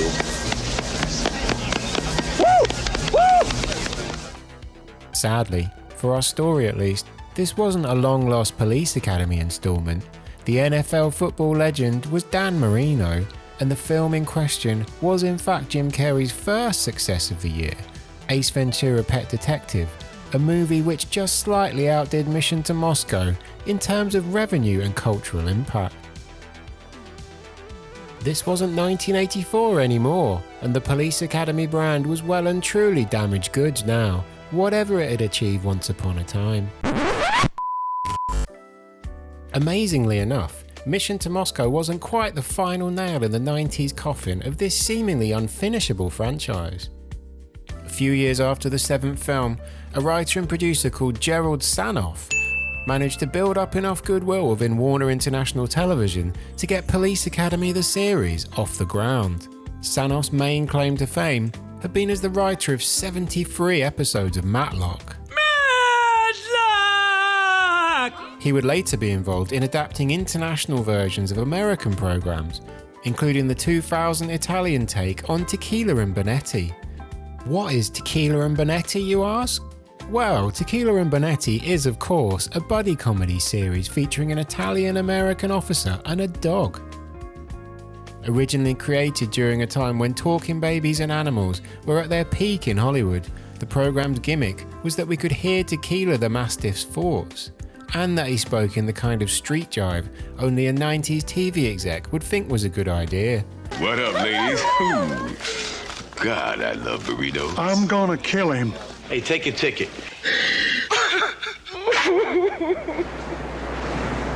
Anyway, moving on. With Paul Maslansky in an executive producer role, funding delivered via a network of investors from different parts of the globe, and TV syndication secured across the US, Police Academy the series, not to be confused with the late 80s animated series, introduced an entirely new crew of recruits aiming to graduate from the academy. It was essentially Police Academy, the new class.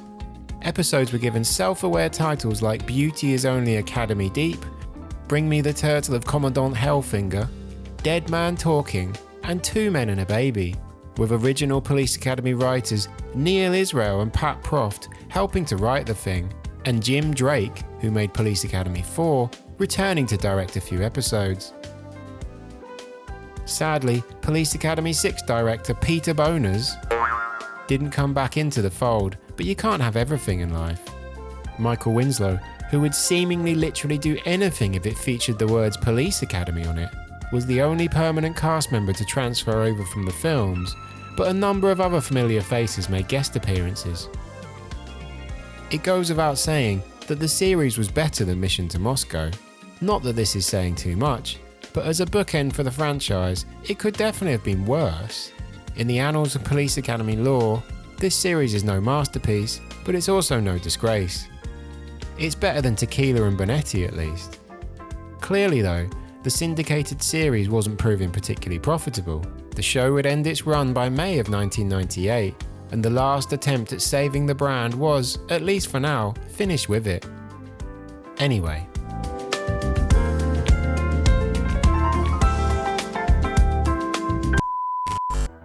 Even if it would sustain some sort of life on video and TV, the unmitigated disaster of Mission to Moscow, combined with a temporary resurrection of the sitcom, meant that this most 1980s of brands had run out of legs as we headed directly, head first, into the 2000s.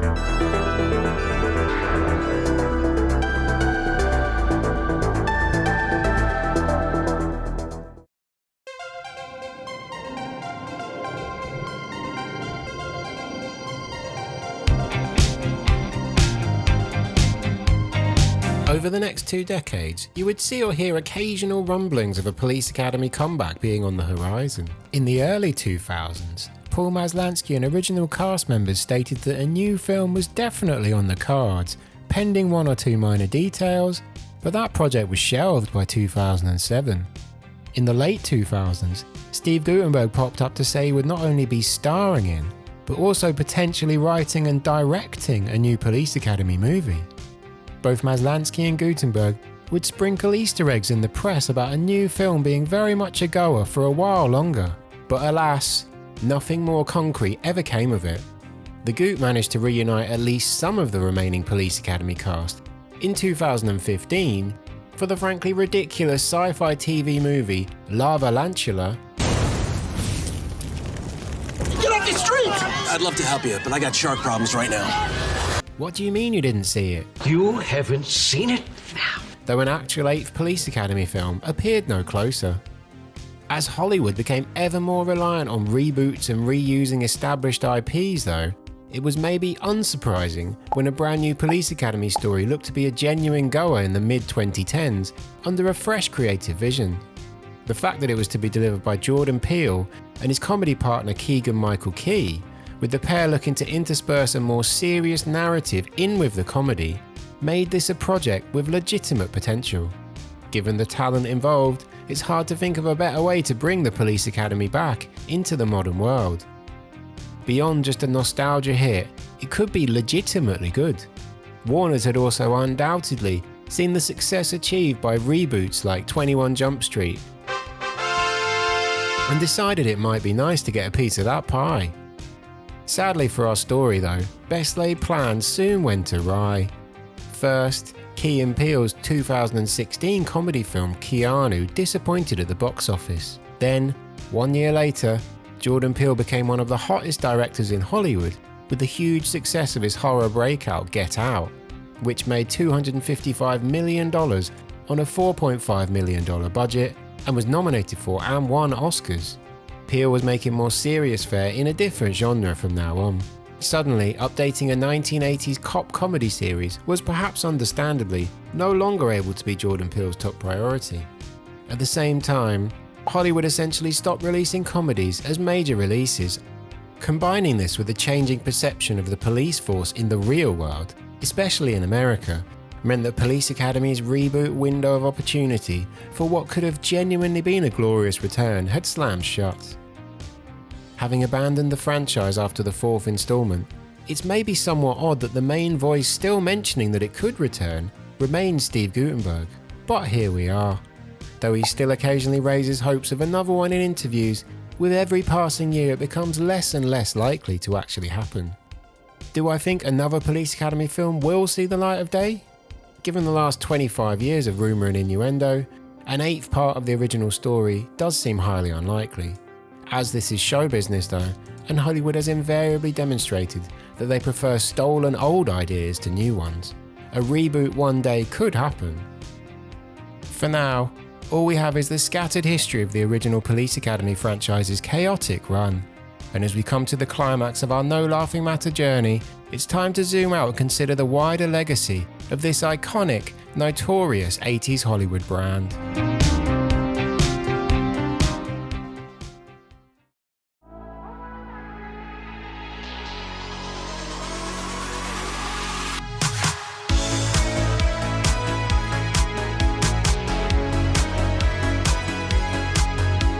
As the years and decades have rolled on, Police Academy has increasingly become a punchline of jokes not only on The Simpsons, but instead it's been painful and disturbing like that movie Police Academy. but also most things Seth MacFarlane was involved in. What was that? Oh, it's just Michael Winslow from Police Academy.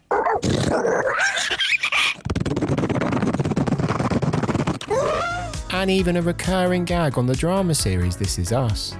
You like Police Academy 4?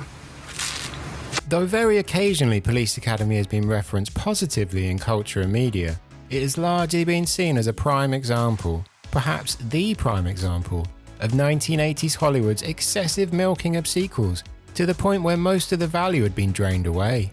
Even if the films initially made a fairly large impact, especially after Part 1 in 1984, the brand's perceived legacy is in tatters 4 decades on. Whether it was justified or not, it's had some really bad PR over the years.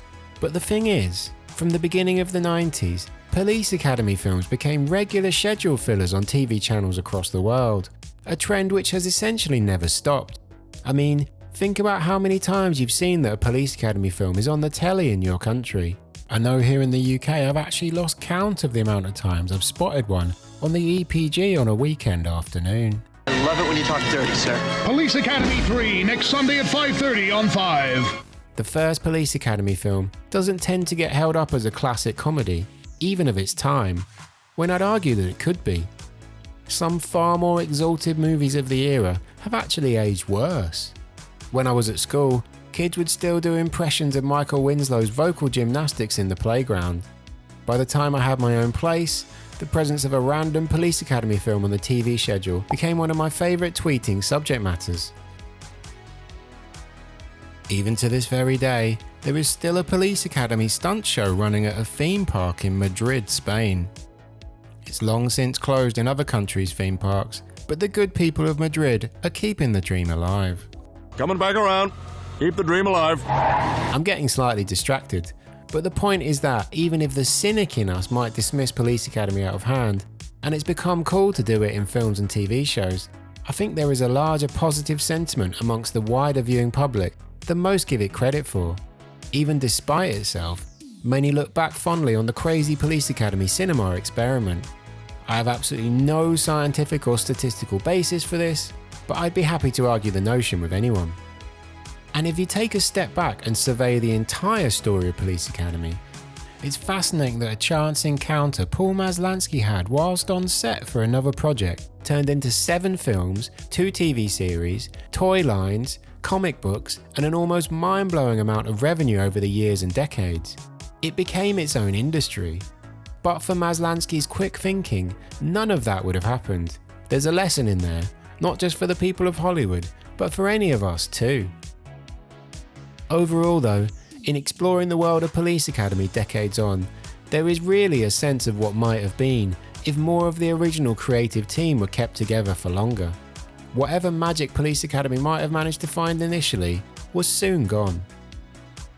If Hugh Wilson hadn't gone off to make that singing cowboy film Rustler's Rhapsody, if the whole filmmaking process had been given a little more time to breathe, rather than endlessly churning out films 6 years in a row, if the characters had been given the sustained depth and motivations which we are only very occasionally given glimpses of, if they had maintained the R-rated element for longer, it still feels like there's a missed opportunity here. Everyone might not have made as much money initially, but in the long term, who knows? As the films continued to roll off the production line, there was a sense that Police Academy was existing purely for the bank balances rather than any sort of creative passion, that this should be milked for all it was worth and then discarded. In the words of David Graff, who played Tackleberry in all 7 films, when he was asked in an interview about the prospect of making future installments during the production of one of the many sequels, "I'd do it, strictly for the money." Money. Hollywood rarely takes the right lessons from unexpected success, but maybe just giving more brand new concepts a chance, and just making more comedies for cinema release, would help both positive sentiment and the bottom line. I mean, some of the Police Academy films aren't great, and critics might say that none of them are good, but especially in the early days there are some genuine highlights. Equally importantly, they were released at a time when Hollywood was offering real variety. Whether you like them or not, wouldn't you prefer a landscape in which films like the Police Academy series are getting cinema releases, rather than the current status quo? Sure, times and audience habits change, but something has been lost along the way. The pop culture ecosystem was better off when these types of films were present in the public consciousness. As it is, this is a franchise which remains a monument to the overindulgent 1980s, a relic of a time long past with some fun films, great characters and actors, along with an impressive ability to build a brand, but a very patchy history when it came to the late series' final product. I'd still argue though that at least part of the journey doesn't get the credit it deserves, and could do with some re-evaluation.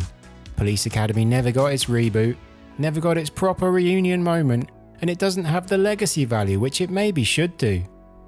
It has been somewhat lost to the pop culture void, perhaps forever. So far, nobody's quit. But they will.